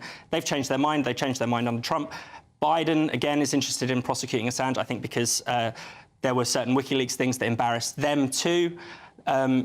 Everyone, in power is unhappy with him because everyone's been burnt by some of the leaks. And it just feels it is a political persecution. And even if you don't like the guy, I think you have to say that the this is wrong. lovies all love him. They can't, look, Julian Assange is unbearable, but he should not. That is not a reason for sending him to the United States, where he might be locked up for the rest of his life. And at the moment, he's in Belmarsh. He's been in between being in the Ecuadorian embassy and being in Belmarsh. I mean, basically, he's been locked up for years. I mean, actually, if the Australians want him back, which they do, just send him to Australia. What happened to the Swedish rape allegations and sexual misconduct? He was in a lot of trouble for a while. They were trying to get their hands on him, weren't they? That was why he went and fled to the Ecuadorian Assembly, because he said that the Swedish would send him to America. And he was completely wrong. But those have been dropped. So those charges are not in contention anymore. We're entirely dealing with the charges under the SBF Act. He should not go. Final point, final story. I wish I had a tin of Lyle's golden syrup here. Because I never saw, Fraser, that there is a lion on it which is swarmed with dead... It's a dead lion. It's a dead lion. And it's been swarmed by bees. Yes, and they're going to... Do you know that? No, I knew there was a lion on it, but I never noticed what was all over it. And it comes from the Samson and Delilah story from the Bible. Why? Because essentially there's a... That's a song. Why, Delilah? Yeah. There's a Bible quote, out of the strong came forth the sweetness, and that features on the old tin. And essentially I mean, it's a bit... Oh, you won't see it. It's too small. I couldn't hold on another second without having a look. Oh, yeah, you can hardly see there's any swarming. It's a little bit grim, but he kills the lion. The rotting corpse of the lion attracts these bees, and they create honey, and so that's the sweetness coming out of the strength. But they're going to change the logo just so it's like a cute lion, which I think is a bit of a shame because it kind of looks like it could be any other company. Oh. All logos, that's the old one. I never noticed it before. So it's so tiny, so minuscule, you wouldn't notice it. But why change it? I mean, I agree with Fraser. You think, there's nothing wrong with it. It's been like that for decades. And no one will notice if they change it anyway. Well, it just is silly, isn't it? It is silly, but never mind. You guys haven't been silly. You've both I think send them to America. That's what I think. Scarlett, thank you both very much indeed. For now, though, a check on the weather. Here's Alex Deakin. Looks like things are heating up. Boxed boilers, sponsors of weather on GB News. Morning, I'm Alex Deakin and this is your latest weather update from the Met Office for GB News. Another mild day across the south today. There is a band of rain tracking its way in and it's going to turn quite breezy as well. That rain already into Scotland and Northern Ireland will continue to push southwards. So eventually we'll see some rain arriving over northwest England and parts of North and West Wales. It turns a bit brighter across Scotland and Northern Ireland for this afternoon, but some showers will come into the northwest. Further south, most places just dry, fairly cloudy. A bit of brightness could come through at times. And quite breezy. But despite the breeze, it's still pretty mild for February, 13, 14 degrees. A little cooler further north, but at least we should see some afternoon sunshine in Belfast and Edinburgh. The rain will continue to track south, kind of fizzling out as it does so. So just a kind of dank night initially, but then heavier rain starts to come in through the early hours into parts of the west. We have a Met Office yellow warning in force for parts of South Wales and South West England. Turning a little chilly in northern Scotland, but for most it'll be another pretty mild night and a very wet start to Wednesday. The rain quickly spreads to northern Scotland, eastern England. For most, a very soggy morning rush hour tomorrow. Some heavy bursts of rain in places. Slowly but surely that rain will clear from the west, so skies again a little brighter here for the afternoon, but in the east it stays pretty dull and damp for most of the day. Temperatures again on the mild side, but generally feeling cooler with the wind and the rain. A brighter outlook with Box Solar, sponsors of weather on GB News. Wake up to the headlines with Headliners every morning at 5 a.m. We treat you to the day's biggest stories before anyone else, 7 days a week. You can catch up on everything you need to know before you've even had your kippers. Headliners every morning at 5 a.m, only on GB News, the People's Channel, Britain's news channel.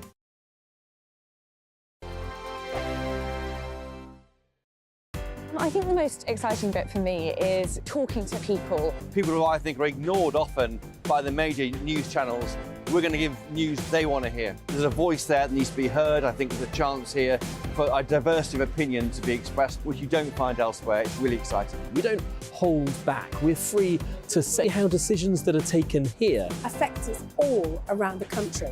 Only on GB News, the People's Channel, Britain's news channel. Good afternoon, Britain. Weekdays from midday. Elon Musk has announced that the first patients to receive a groundbreaking brain implant from Neuralink is recovering well. This is all a bit odd.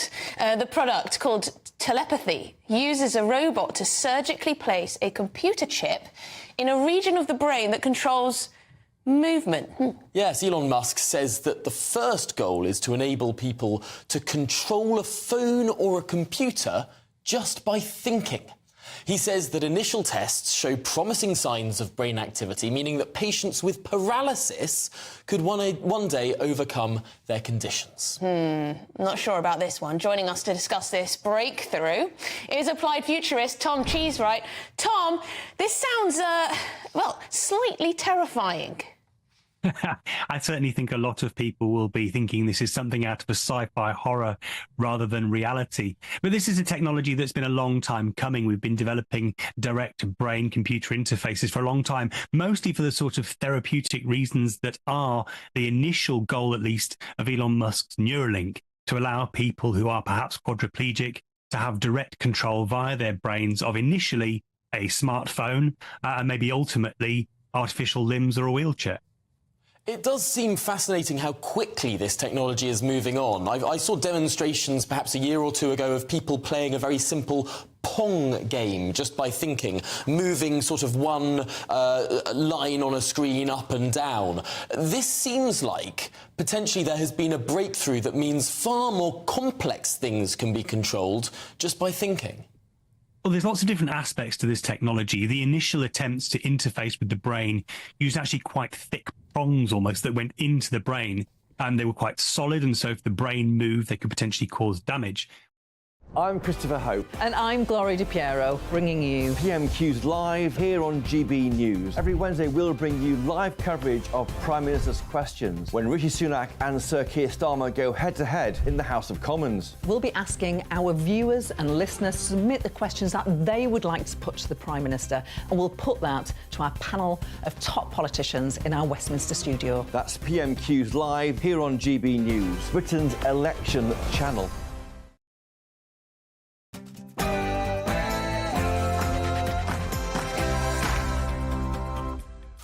At 9 o'clock is the time. Well, it's not a lie to you. It's 10 seconds before 9 o'clock, but it's nearly 9 o'clock.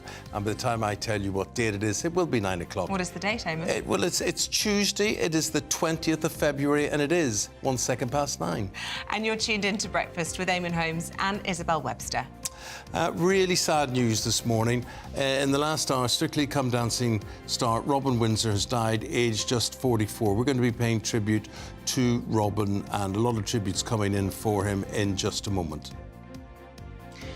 In other news this morning, the Post Office scandal's taken another turn, with the Business Secretary Kemi Badenoch accusing the former Post Office chair that she sacked of revenge as he makes explosive claims against the government. Yes, the Post Office row has got even uglier today, with fiery accusations flying around the House of Commons. What's the truth of it all? Find out more with me very soon. Last chance for Assange. The controversial WikiLeaks founder is in court today in a last-ditch attempt to stop his extradition to the United States. What's your view? Let us know. Farming, the backbone of British society. We spoke to the Environment Secretary Steve Barclay earlier about the government's latest attempt to boost the industry. Absolutely committed to backing British farming. We produce amongst the best food in the world, and what this is doing, it's doubling the grants for equipment, for technology to drive better productivity, to make our farms more sustainable. And as America moves to block Israel's Rafah invasion, Prince William is set to highlight the plight of those affected in the Middle East conflict. Now, we have royal author Angela Levin in about 10 minutes' time, and she will give her analysis of that. Not quite as bright out there today, staying mild and dry across the south. Further north, there is some rain slipping in, and further rain to come tonight and tomorrow. Join me later for a full forecast.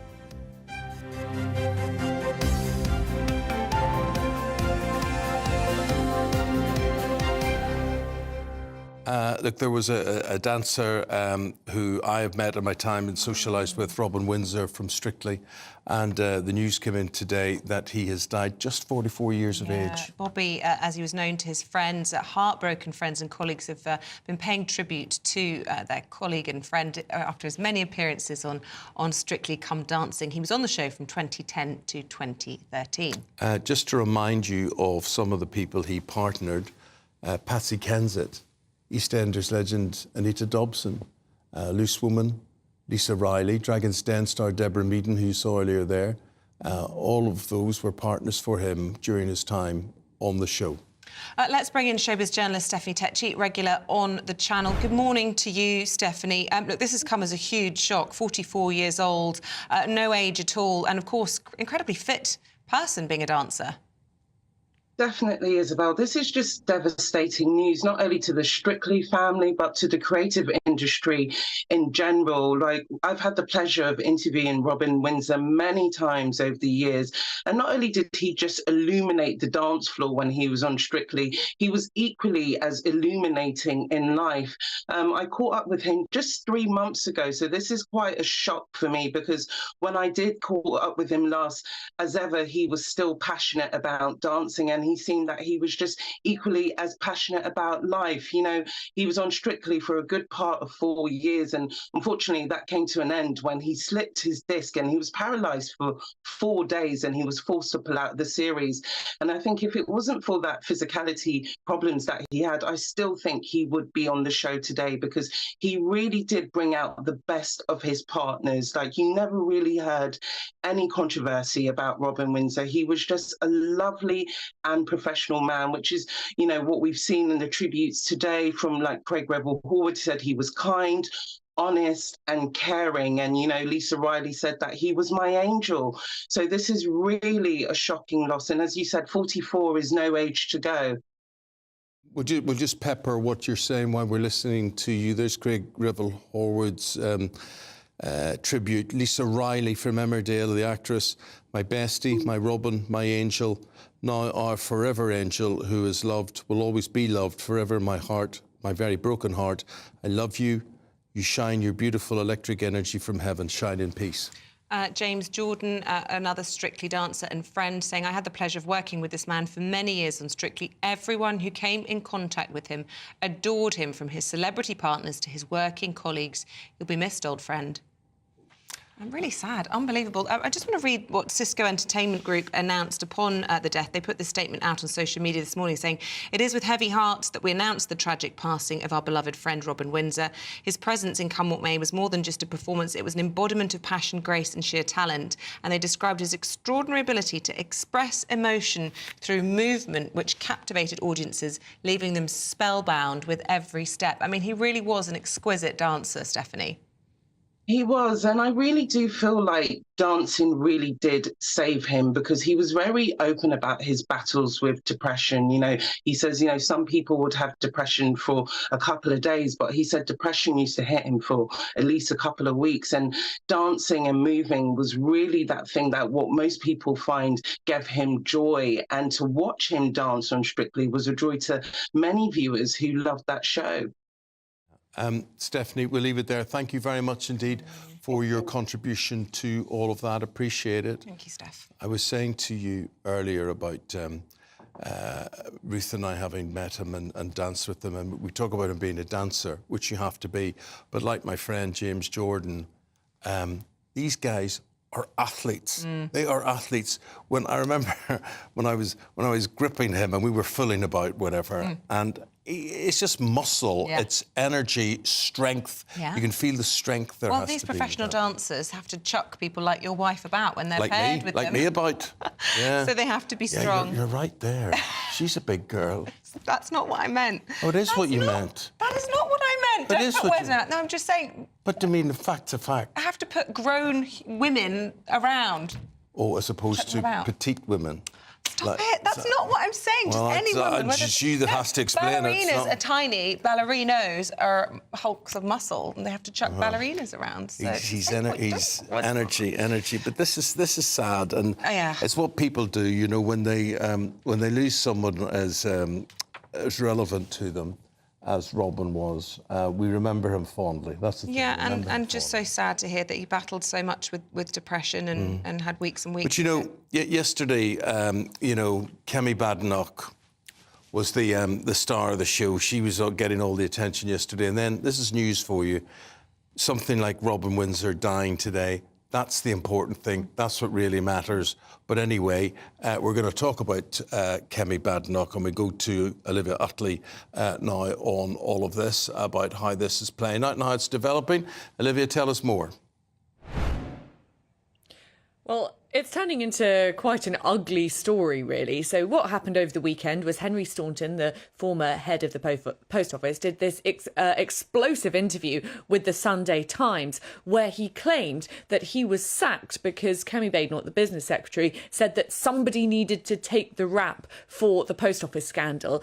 He also claimed that the government was deliberately dragging its feet on giving compensation to those wronged postmasters because they were worried about the cost of it before a general election. And he actually claimed that a senior civil servant told him, Henry Staunton, to drag his feet on this compensation claims in order to let the Conservatives limp on into the next general election without having to deal with it. Now, Kemi Badenoch hit back very thoroughly, very robustly about this. She claimed that Henry Staunton was lying, and then she took the step of making a statement in the House, taking an urgent question on this in the House of Commons yesterday. She doubled down on what she said over the weekend. She said that Henry Staunton was lying and that he was simply seeking revenge because he was sacked. She says that he was sacked because he was facing bullying allegations and serious concerns over misconduct. Now, it's going to be fascinating to see how this develops, because obviously,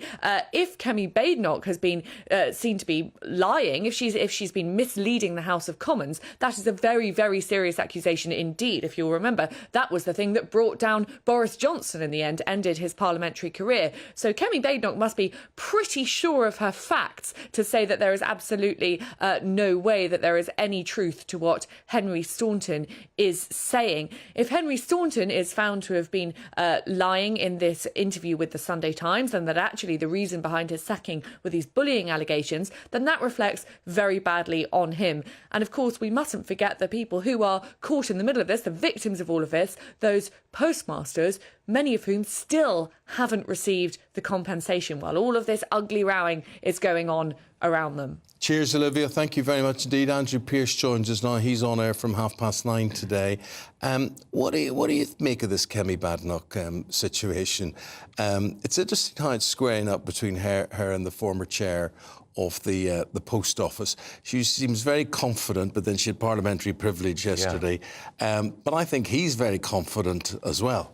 I don't recall a Secretary of State going quite so full on, all guns blazing. Yeah. And to reveal, in her words, that he is the subject of an internal bullying inquiry, well, wouldn't you normally expect that bullying inquiry to be completed? He's denied that. Mm-hmm. But she hit him hard when the Sunday Times story came out on Sunday on Twitter, accusing him of lying. She's had 24 hours to reflect on it, advised by civil service, and still really punched him hard. It's extraordinary. Yeah, I mean, do you think she's actually a bit tetchy? People talk about Prime Minister Sunak being tetchy, but she's previously called someone a liar in the Commons and had to apologise for unparliamentary language. She didn't actually say liar in the Commons, I don't think. She didn't use the word liar. Yesterday. No. She did, as he said, on social media. I mean, she doesn't hold back. No, she doesn't. And some people are saying this is all about her pitch for the Tory leadership. I just think when she sees red, she sees red, and she speaks, tells it straight from the hip. Which perhaps we should do a bit more whether it's right or wrong. Yeah, incidentally, exactly. I just have my money on him. I think he's going to produce these files and things that he recorded. If what she says in the Commons is proved not to be true, she's in serious political trouble. Well, he came out last night saying all the stuff about bullying wasn't true. So, you know, there are two very different versions of events. But I do laugh when she says he's speaking out like this out of revenge. And, I mean, of course he's doing it out of revenge. Prince William, I know you're going to talk about Prince William as well. This business, he's getting involved in the Middle East, and he'll balance both sides, I'm sure, and whatever it is. But this is political territory he's entering into. Yeah, he's going to a synagogue today, and he'll talk about anti-Semitism, and he's also going to talk about the humanitarian crisis in Gaza. You have to remember, the Queen travelled the world, but she never went to Israel. She never went to Israel because it's such a politically contentious area, and he's going to have to tread very carefully as a future king. He'll be very advised by the Foreign Office and everybody else, but if he puts a foot wrong, he's seen as being on one side rather than the other. I hope he doesn't. Yeah. It's an interesting area. It is very interesting, and presumably this hasn't come from the Foreign Office then asking him to do it, because we often use our soft power and to try and sort of calm things down. I suspect that the Foreign Office will have cleared this, without a doubt. Okay. And we're also talking about the council, where they say 1 million bin collections have been missed. Lots of people are thinking, that'll be my council. Yeah. We'll wait and tell you later which council it is. I wonder which. Yeah. OK, thanks, Andrew. Looking forward to the show, as always. Thank you. Have you had any problems with your bins? Who hasn't? Not yet. Who hasn't? Yeah. I'm in Camden. If you put it in the wrong bin, they don't take it. Yeah. It drives you nuts. And then what are you supposed to do? Yeah. It's up to you to dump it and get rid of it. It's awful. And that's why we get so much fly tipping. Yeah, OK. Well, if you've had problems with fly your bins... tipping, don't start me. Not only on litter, but fly tipping. I come into work every morning, and where's that shopping centre around there at Hammersmith? What's that called? Westfield. Westfield. So on the road that passes Westfield, there is a double mattress, right? And it's been lying there for weeks. Terrible. Pass it, and nobody... So I'm thinking, so this is nobody's responsibility. Nobody from the Highways Agency. It's not a health and safety matter. It's not the police. It's not the bins. It's not whatever. So the mattress just sits there. It's terrible. Yeah. And who put it there?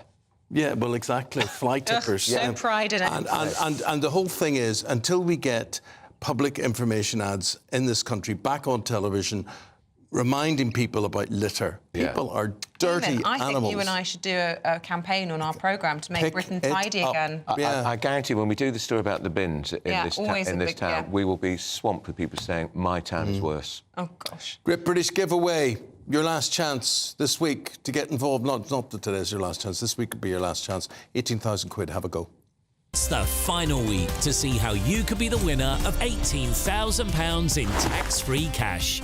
That's like having an extra £1,500 each month for the next year. Listen to the moment we told Phil from West Yorkshire he'd won our last Great British Giveaway. Hello? Phil, I've got some really good news for you. You're the winner of the Great British Giveaway. You're joking. That's brilliant news. But hurry, as lines close at 5 p.m. on Friday. For another chance to win £18,000 in tax-free cash, text GBWIN to 84902. Text costs £2 plus one standard network rate message, or post your name and number to GB02 PO Box 8690 Derby DE1 9TT. UK only. Entrance must be 18 or over. Lines close at 5 p.m. on Friday. Full terms and privacy notice at gbnews.com/win. Good luck. We're actually speaking to our last winner of the Great British Giveaway tomorrow morning, who's apparently a really, really, really big Eamonn fan.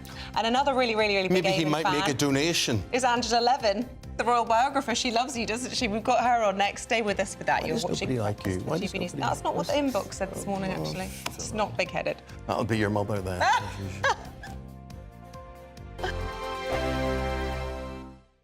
In the GB Newsroom, we bring you the news as it happens. With our team of dedicated journalists across the UK, we're ready to give you accurate reporting every day. When the news breaks, we'll be there with bulletins on GB News, the People's Channel, Britain's news channel. Lee Anderson's Real World. Fridays from 7 p.m. Dr. Jane Jones, who's the clinical lead for Care After Combat. Yeah. Jane, thanks for coming. And just tell me a little bit about your organisation. What do you do? OK, well, thank you for having me here so we can talk about Care After Combat. So we are an organisation, a charity, who work into the prison system, working with military veterans who've somehow got involved with the justice system and... So there's quite a high population of ex-servicemen and women in our prisons. Why is that, do you think? So 2014, the government did a review of who was resident in UK prisons, and what they found were that military veterans are the highest occupational group, and this obviously raises some concerns. Yeah. So the government wanted to do something about that, and so they supported Care After Combat initially, just as a scoping exercise, really, to see if there was any way we could help these men and women actually, you know, understand the problems that led to offending behaviour and go on to lead successful lives. So what sort of offending behaviour are we talking typically for people that's in prison that's actually served in our armed forces?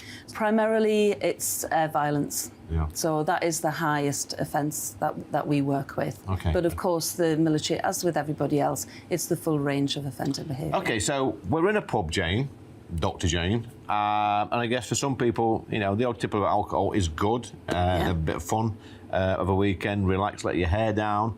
But for some people, alcohol is not always their best friend, and I guess that plays a part in some of your veterans that end up inside. Absolutely. So, speaking from my own experience, a good 2/3 of the people I work with have some kind of mental health problem or mental health difficulty, struggling to either adapt into civilian life or with some of the traumas they've experienced during service. People might self-medicate with alcohol to manage some of those thoughts and feelings. Your weekend starts here with Friday Night Live with me, Mark Dolan, 8 till 9 on GB News. Big stories, big guests and big laughs as we get you ready for a cracking weekend. That's Friday Night Live with Mark Dolan. Fridays 8 till 9 on GB News. Bring your own drinks. The admission's free. Have a great Saturday night with me, Leo Curse, on the Saturday Night Showdown. It's a crazy world out there, so come and make fun of it with me, my panel of comedians, and a couple of people who actually know what they're talking about. This Saturday Night Showdown is your front row ticket to the clown show every Saturday, only on GB News, the People's Channel, Britain's news channel.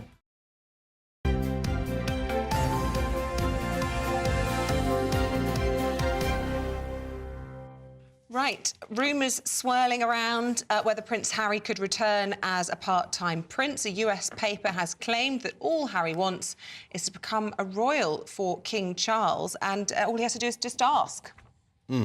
Well, we've got Angela Levin here in the studio, royal author. Do you think he can just ask? Angela, is it as simple as that? No, he doesn't mean that. Anyone who thinks that's right is naive, I'm afraid. I mean, this is something he wants to do to enable himself to, one, ask for money after a little while because their own empire is exploding, and also because he said in 2023 that he wants to look after the monarchy, make it more modern, and look after William's children so that they won't have the same difficult time as he's had. Now, William doesn't want anybody messing around with his children. No. Also, anything that he does here, Meghan will control. She controls, she holds his arm, she doesn't let him move more than 3 inches. And if he comes, if he wants to get a place in Kensington Palace, which he now does, it would be an absolute disaster because they would be manipulated by those two. I mean, half of them are global warriors and half of them are terrible victims. Yes, yes. And they swap over all the time. Yeah. But you see, it's interesting you talk about him wanting a room in Kensington Palace, whatever. Part of me, I don't know about you, Isabel, but part of me sees a role for him. Part of me sees that the British public, I think, could be quite forgiving to him. Her. Not her. Not No, well, obviously not her, but she will control it. But would she come back with them? Would she be seen with them in London if that was the case? No, lots of phone calls, lots of telling him what to do. She has to be in charge. We've seen that in everything. She always got to be in the front. She pushes forward. She knows exactly what she thinks the monarchy should be, and she won't give in. She just won't. But, you know, Angela, I was thinking about this. I don't know why it popped into my head yesterday. I was thinking about how Prince Charles always loved Camilla all those years, and his mum wouldn't let him be with her, and eventually he persuaded her that he wanted to marry her, and then eventually he got her blessing and all the rest of it. I wonder if, you know, his difficulty finding his true love makes him a bit more indulgent with Harry, and he goes, OK, look, Meghan's committed some pretty serious crimes against the royal family, but clearly she's the one that Harry loves. And there was, of the two parents, Harry was closest to Charles, wasn't he? And William to Diana. There's a bond there. And I just suddenly thought maybe as a dad, he's just always going to forgive Harry because he kind of understands what it means to love your woman. No, but actually, Camilla never, ever made a nasty comment. Yeah. Whereas Meghan and Harry have made the most rude comments about Camilla. Very true, very true. And, you know, that she's an absolutely horrendous person. And, you know, that's what King Charles won't accept, actually. You know, you accept for yourself much easier than you do from somebody, for somebody you love. And it won't help him. And he knows it's wrong, but he can't help loving his son, but he hates what he's doing. He hates his behaviour and all the criticism of all the senior royals that he's made endlessly, and his new website. You know, it's all against the royal family. But meanwhile, we've got Prince William getting on with being a real royal, or is he? I mean, this business about being ambassadorial in the Middle East, about the Gaza situation, about the Israeli situation, about trying to be friends with everyone, this is sensitive ground. It's very demanding, I think. It must be one of the most difficult things he's ever done. He has been to Israel before and the Middle East. He was the first of the royals who went there, and he spoke to the leaders of both in Israel and on the West Bank. And he managed it beautifully. He managed to carve a very sort of delicate path through them, and the Foreign Office helped him, but I think he had his own mind, because we know where the Foreign Office are mainly interested in is towards not the Jews in Israel. Yes. And he's got this time to do that very well, and I think he will make a careful speech and he will work his way around it. Why get involved in this? He doesn't have to. Is it a bit of the Diana? You know, Diana went where people were afraid to go. Diana was able to cut through in a way that people could relate to. Could he do the same? I don't know. I think it's very, very difficult. It's very demanding. But I think as well, he doesn't want to cut ribbons. He doesn't want to do the ordinary things, to go round and see people and do it unless he really cares about it. This is people who are homeless. These are people who are in a war. I think he wants to go very, very high up, not for arrogance. Make a difference in the world. But to help, and to try and smooth things Angela, over. I might be way off the mark here, but he did not, to me, look a happy man at BAFTAs on Sunday night. There was just lonely, for sure. Yeah, there was just something about his face that looked like I didn't want to be here. It did. He did look lonely, but I also thought he made a huge effort so that everyone would enjoy it. He didn't want to pass it on. He doesn't use his personal feelings publicly, whereas Harry, you can tell a mile off what Harry's thinking. So he's done very well for that, and I think because he's been their president since 2010, he didn't want to let them down. Very nice of him, but he's obviously very worried about her, and he's got a lot of pressure there. I mean, he's a man with massive pressure for his father, for his wife, making sure the children are all right, and now he's taken on the Middle East. You know, not easy. But as you said there, you hit it in the head. I think he's very worried about her. I mean, but we hope she's well, and we hope she gets better soon.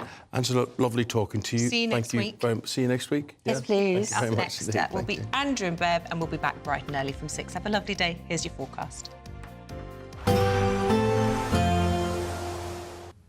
Morning, I'm Alex Deakin and this is your latest weather update from the Met Office for GB News. Another mild day across the south today. There is a band of rain tracking its way in and it's going to turn quite breezy as well. That rain already into Scotland and Northern Ireland will continue to push southwards, so eventually we'll see some rain arriving over northwest England and parts of North and West Wales. It turns a bit brighter across Scotland and Northern Ireland for this afternoon, but some showers will come into the northwest. Further south, most places just dry, fairly cloudy. A bit of brightness could come through at times and quite breezy. But despite the breeze, it's still pretty mild for February, 13, 14 degrees. A little cooler further north, but at least we should see some afternoon sunshine in Belfast and Edinburgh. The rain will continue to track south, kind of fizzling out as it does so. So just a kind of dank night initially, but then heavier rain starts to come in through the early hours into parts of the west. We have a Met Office yellow warning in force for parts of South Wales and South West England. Turning a little chilly in northern Scotland, but for most it'll be another pretty mild night and a very wet start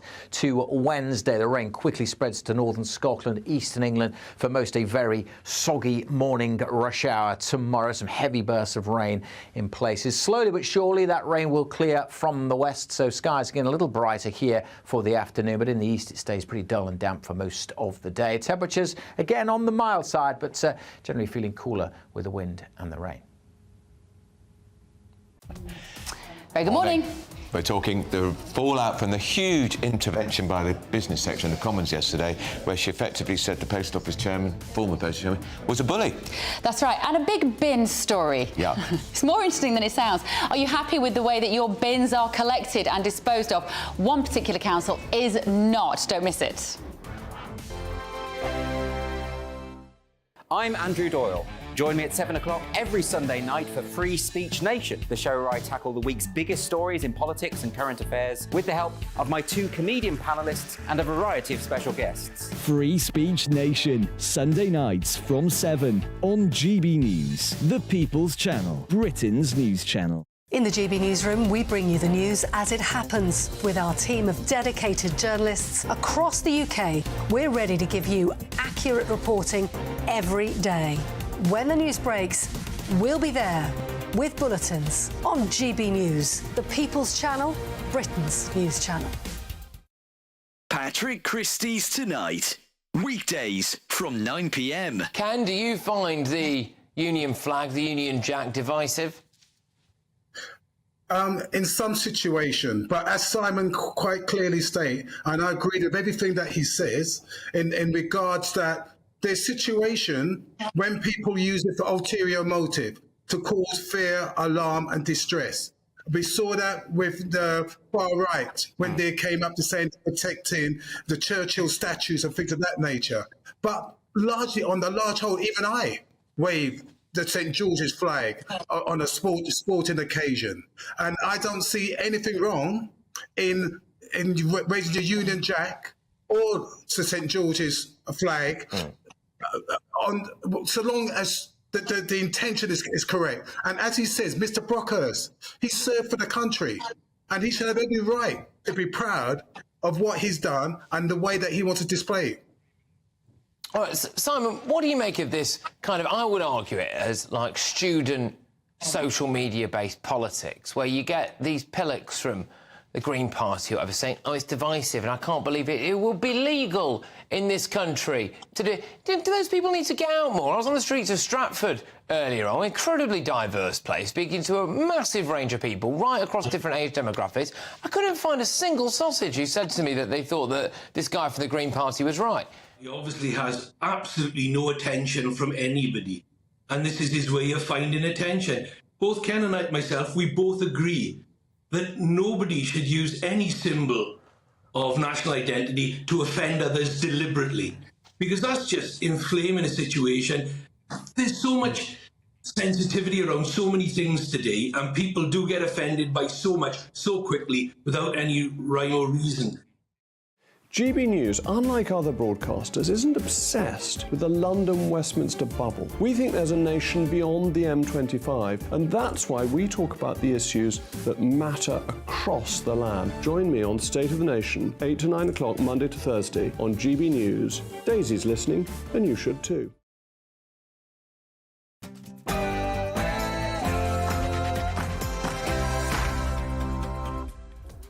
morning. 9:30 on Tuesday, the 20th of February. This is Britain's Newsroom on GB News with Andrew Pearce and Bev Turner. Very good morning. Post Office scandal. The Business Secretary, Kemi Badenoch, accuses the ex-Post Office chairman of spreading falsehoods in a blatant attempt to seek revenge for her decision to dismiss him. Mr. Staunton claimed that when he was first appointed as chair of the Post Office, he was told by a senior civil servant to stall on paying compensation. There is no evidence whatsoever that this is true. Strong words. Labour's ceasefire crisis. Sir Keir Starmer under huge pressure to back an immediate Gaza ceasefire as the left-wing campaigning group Momentum launches a new campaign urging MPs to do so in that Commons vote tomorrow. And Prince William is set to address the Gaza crisis in the Middle East and the rise in anti-Semitism. We're going to be discussing how significant his contribution might be. As long as the Falkland Islands want to be part of the UK family, they are absolutely welcome to be part of that family, and we will support them and back them and help protect and defend them. Well, that's the Foreign Secretary, Lord Cameron, who hopes the people of the Falkland Islands will want to stay British forever, and he wants to improve relations with Argentina while he's on a visit there. And in some sad news this morning, the former Strictly Come Dancing star Robin Bobby Windsor has died, aged 44. The tributes are pouring in.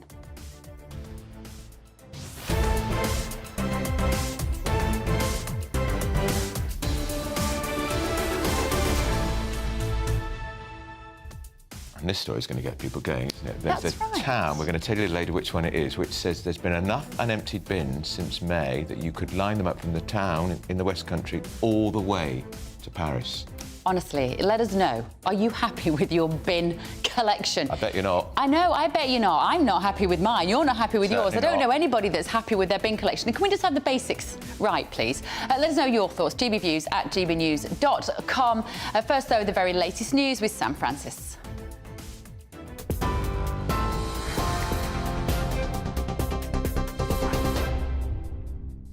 Bev, Andrew, thank you very much. Good morning from the GB Newsroom. It's just gone 9:30. Leading the news this morning, as we've been hearing, former Post Office chairman Henry Staunton has accused the Business Secretary of making up astonishing claims, he says, of mischaracterisation.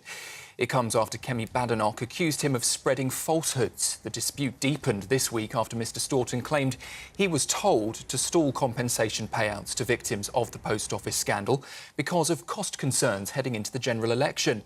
Kemi Badenoch, though, denies those claims, saying it's a blatant attempt of revenge after the ex-boss was sacked. The government says it is committed to the Post Office Victims Compensation Scheme, and they say they have dismissed any suggestion of a delay. Rishi Sunak is set to pledge his unwavering support for farmers today at the National Farmers Union Conference. The Prime Minister is expected to highlight investments of more than £425 million in grants this year, including double the funding for technology schemes from robotics to solar and research. The government says the money is part of its commitment to maintain pre-Brexit spending on British farming at £2.4 billion each year. Protesters are gathered in London today in support of Julian Assange, the founder of WikiLeaks, who is making his final appeal against possible extradition to the United States. If you're watching on TV here, you can see live pictures coming to us from the Royal Courts of Justice. Protesters there holding up placards with the words "Free Julian Assange," and earlier we saw hundreds of ribbons spread across the scenes tied to gates and trees. Julian Assange is wanted in the US over an alleged conspiracy to leak thousands of documents relating to the Afghanistan and Iraq wars. His lawyers, though, are hoping to get the go-ahead today to challenge the extradition, likely to be his final chance to be granted an appeal here in the UK. His supporters have said that he could face up to 175 years behind bars if he is extradited. And 94% of councils are set to raise council tax by the maximum that's allowed by the government, according to new figures out today. That means a 4.99% increase in April in 128 councils across the country. Or for the average Band D household, an annual increase of just over £100. 17 authorities still haven't confirmed their plans, and 4 who were previously bankrupt have special dispensation for a 10% tax rise. It comes as 37 councils in England still face a £1.1 billion funding gap over the next 2 years. For the latest stories, you can sign up to GB News Alerts by scanning the QR code on your screen or go to gbnews.com/alerts.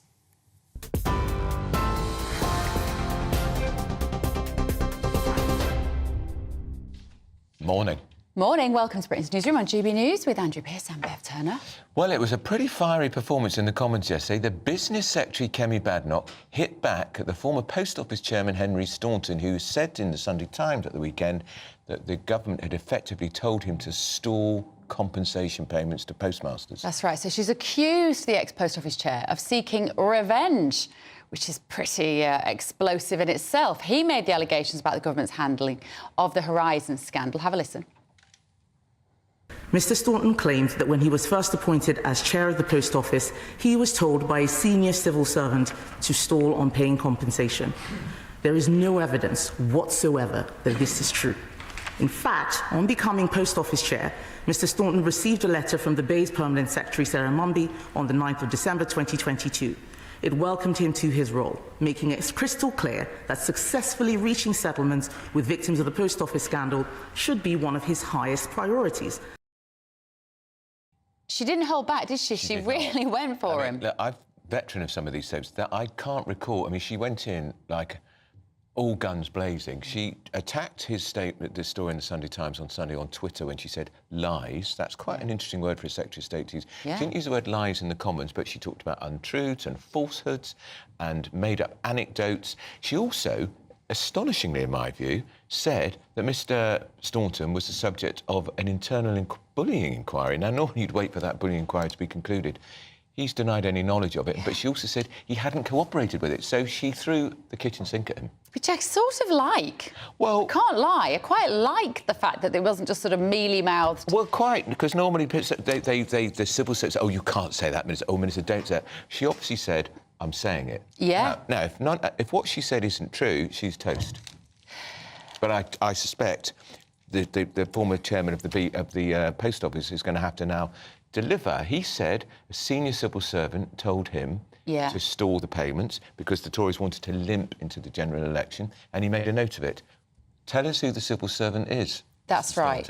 So he needs to have the evidence for it. She needs to have the evidence that this hadn't I suspect she's got happened. I suspect she's got a lot of paperwork there. There'll be a paper trail. And in the meantime, imagine being one of those sub-postmasters. Exactly. Just waiting for your money and just waiting to have your name cleared and having to watch this to and fro in the House of Commons. I think it must be incredibly frustrating. Yeah. Well, joining us now is the Conservative MP for North Norfolk, who is, I think, the only former sub-postmaster in Parliament today. That is Duncan Baker. Duncan, good morning to you. That was a bravura performance by the Secretary of State.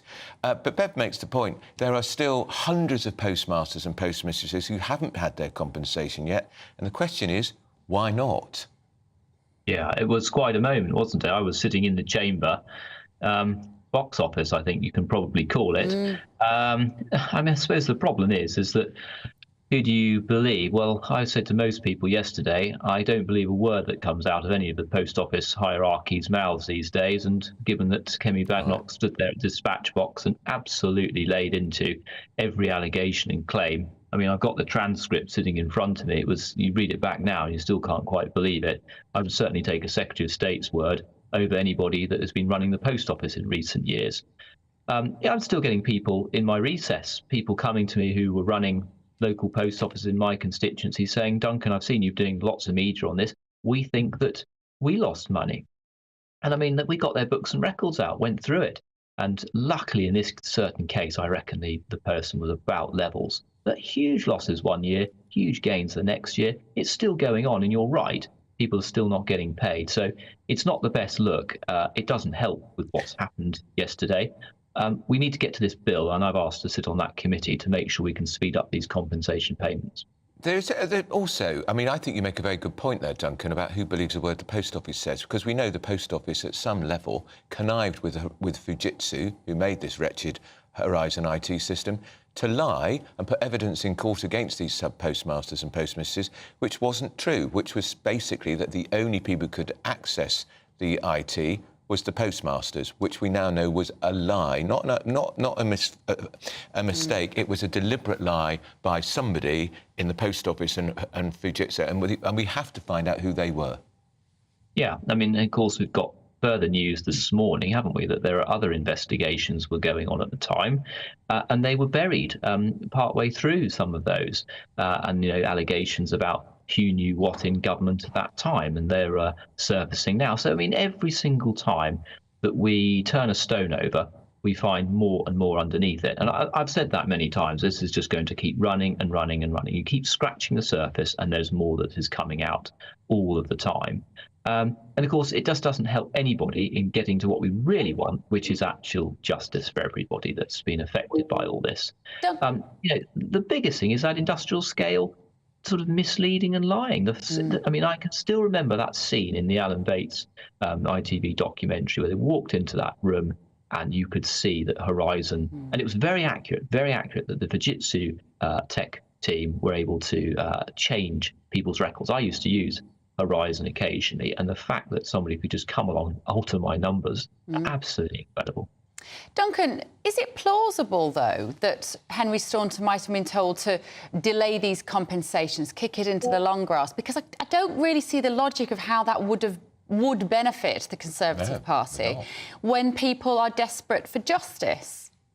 No, I mean, I can't believe it's true at all. I mean, what on earth would the point of doing that? I mean, it would be total nonsense. I mean, I think the good thing is that Kemi Badenoch has come out. I've worked with her when I was a PPS in Michael Gove's department. She was a minister in there. That's the only time I really worked with her for about 6 months. She's a real professional. We see how she operates normally. And she really does not say things unless she means it. She's a refreshing politician. I think we all recognise that, as you were just now saying, Bev. I don't think she would have said those things yesterday at the dispatch box without knowing what she was doing. And the fact that she has said, I will lay all of the transcripts, all of the minutes, all of what was said in those meetings with Staunton in the House of Commons library, that is quite a gesture to say, I will do that if you don't know what you're saying and I can't sit by what you've just said. So we'll see that, I think, possibly later on today. If not, it might be out already. But I don't think someone would go and do that with us unless they know exactly what they're doing.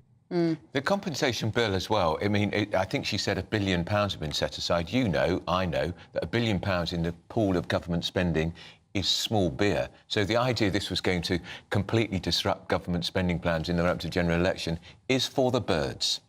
It's for the birds. What possible motive would the government have on holding that sort of level of money back, knowing that it would be political suicide? And that's why I think it's total nonsense. And I thought when she got the job as Secretary of State, Kevin Hollinray, let's be honest about it, is also a jolly decent man. He's a decent minister. Paul Scully before him was as well. These people know their brief and they're good people. The fact that they would have been turning around and saying, oh yes, let's just withhold money from these people would have been a national scandal, and they know it. So I can't see there's any validity in that at all. Let me ask you, Duncan, whilst we've had a bit of a love in here about Kemi Badenoch, would she make a good next leader of the Conservative Party, in your opinion? And don't say there's no vacancy. Very clever. Well, there is no vacancy. That's the answer. Right. I'm clearly not as good as her because I'm being careful with what I say. But look, yeah, I know the thumbs are going down straight away. But look, we've got a prime minister. I mean, as I said yesterday, I mean, I have never seen such pathetic behaviour from the Labour Party when we had this recession question. I mean, it was like pantomime stuff. And I said there, how on earth can that lot be trying to run the country? We had a situation in the final quarter. I actually, as you know, used to do a proper job, used to be a sub-postmaster, used to stand on a shop floor actually dealing with the general public, selling things. Nobody is going to go out there, buy things, lay bricks, going to use leisure and hospitality, get in the construction industry in October, November and December of last year, when every fortnight there is a major storm as registered by the Met Office. No wonder the economy took a tank. I don't think we're in a recession, but I tell you what, if we keep talking about it, we will be. And we saw in January, already the figures are up. And when do you want the election, Duncan? Well, I think he'll be clever. Sunak will be clever. It will probably be October time. I don't think he'll run it as late as November, because that will come up against sort of American politics as well, and I think we want to steer clear of that. But by the time you get into late summer, there'll be hopefully interest rate cuts. You'll have seen the economy pick up enormously.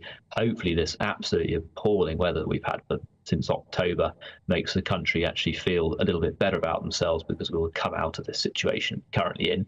And I hope there's a bit of upside. And of course, the Labour Party now have scrapped every single major idea that they've had. They've shown that they actually haven't got any policies apart from that of envy to try and put VAT on private school fees. Nothing else has stuck. They've had to reverse them. And I think people will start to see that. And, you know, it's a strange time in politics. I'm a newbie, and as I said, not a hugely political animal, came from a different sort of background to many MPs and colleagues. But, you know, I find on the doorsteps, people think he's a decent, credible, intelligent man dealing with a set of circumstances that we haven't encountered since the like of the Second World War. And I think sometimes we have to give him a little bit of credit for what he's actually having to balance. All right, thank you so much. That's Conservative MP for North Norfolk and former Sub-Postmaster Duncan Baker. Who did not answer your question. About when the election is? No, about can you make a good... Oh, yes, good point. But I was thinking about the election because I spoke to a Conservative MP at the weekend who thinks it's going to be January 2025, everybody. That's right. They're mad. They wouldn't wait that long, because that's the latest they could go, the very, very, very latest. That would be crazy. Well, up next, Labour leader Sir Keir Starmer is under huge pressure to vote for an immediate ceasefire, and it's coming from the left-wing campaign group Momentum. Labour MP Graham Stringer joins us next. Don't go anywhere, you're with Britain's Newsroom on GB News.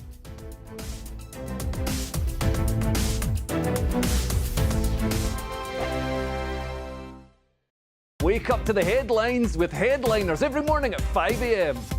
We treat you to the day's biggest stories before anyone else, 7 days a week. You can catch up on everything you need to know before you've even had your kippers. Headliners every morning at 5 a.m. only on GB News, the People's Channel, Britain's news channel. Good afternoon, Britain. Good afternoon, Britain. Join us, Tom and Emily, To find out what's happening in the heart of Westminster. and why it matters to you.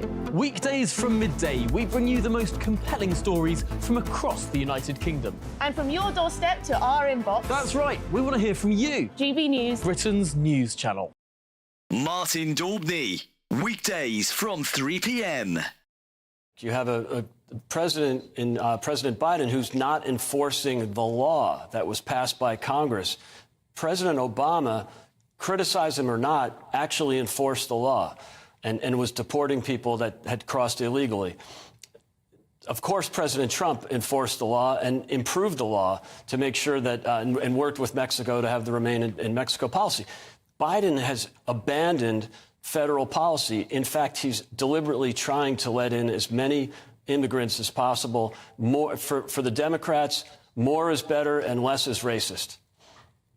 Just astonishing. And the statement that Greg Abbott put out is really feisty stuff. He said the federal government has broken the contract between the United States and the state of Texas.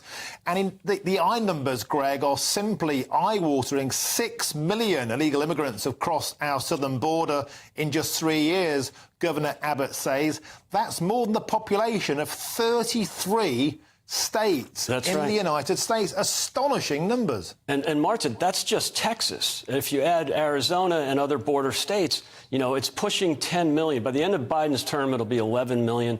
A study by Yale University a few weeks ago, 3 very liberal professors that did the study estimate there's 22 million illegal aliens. So this is a crisis.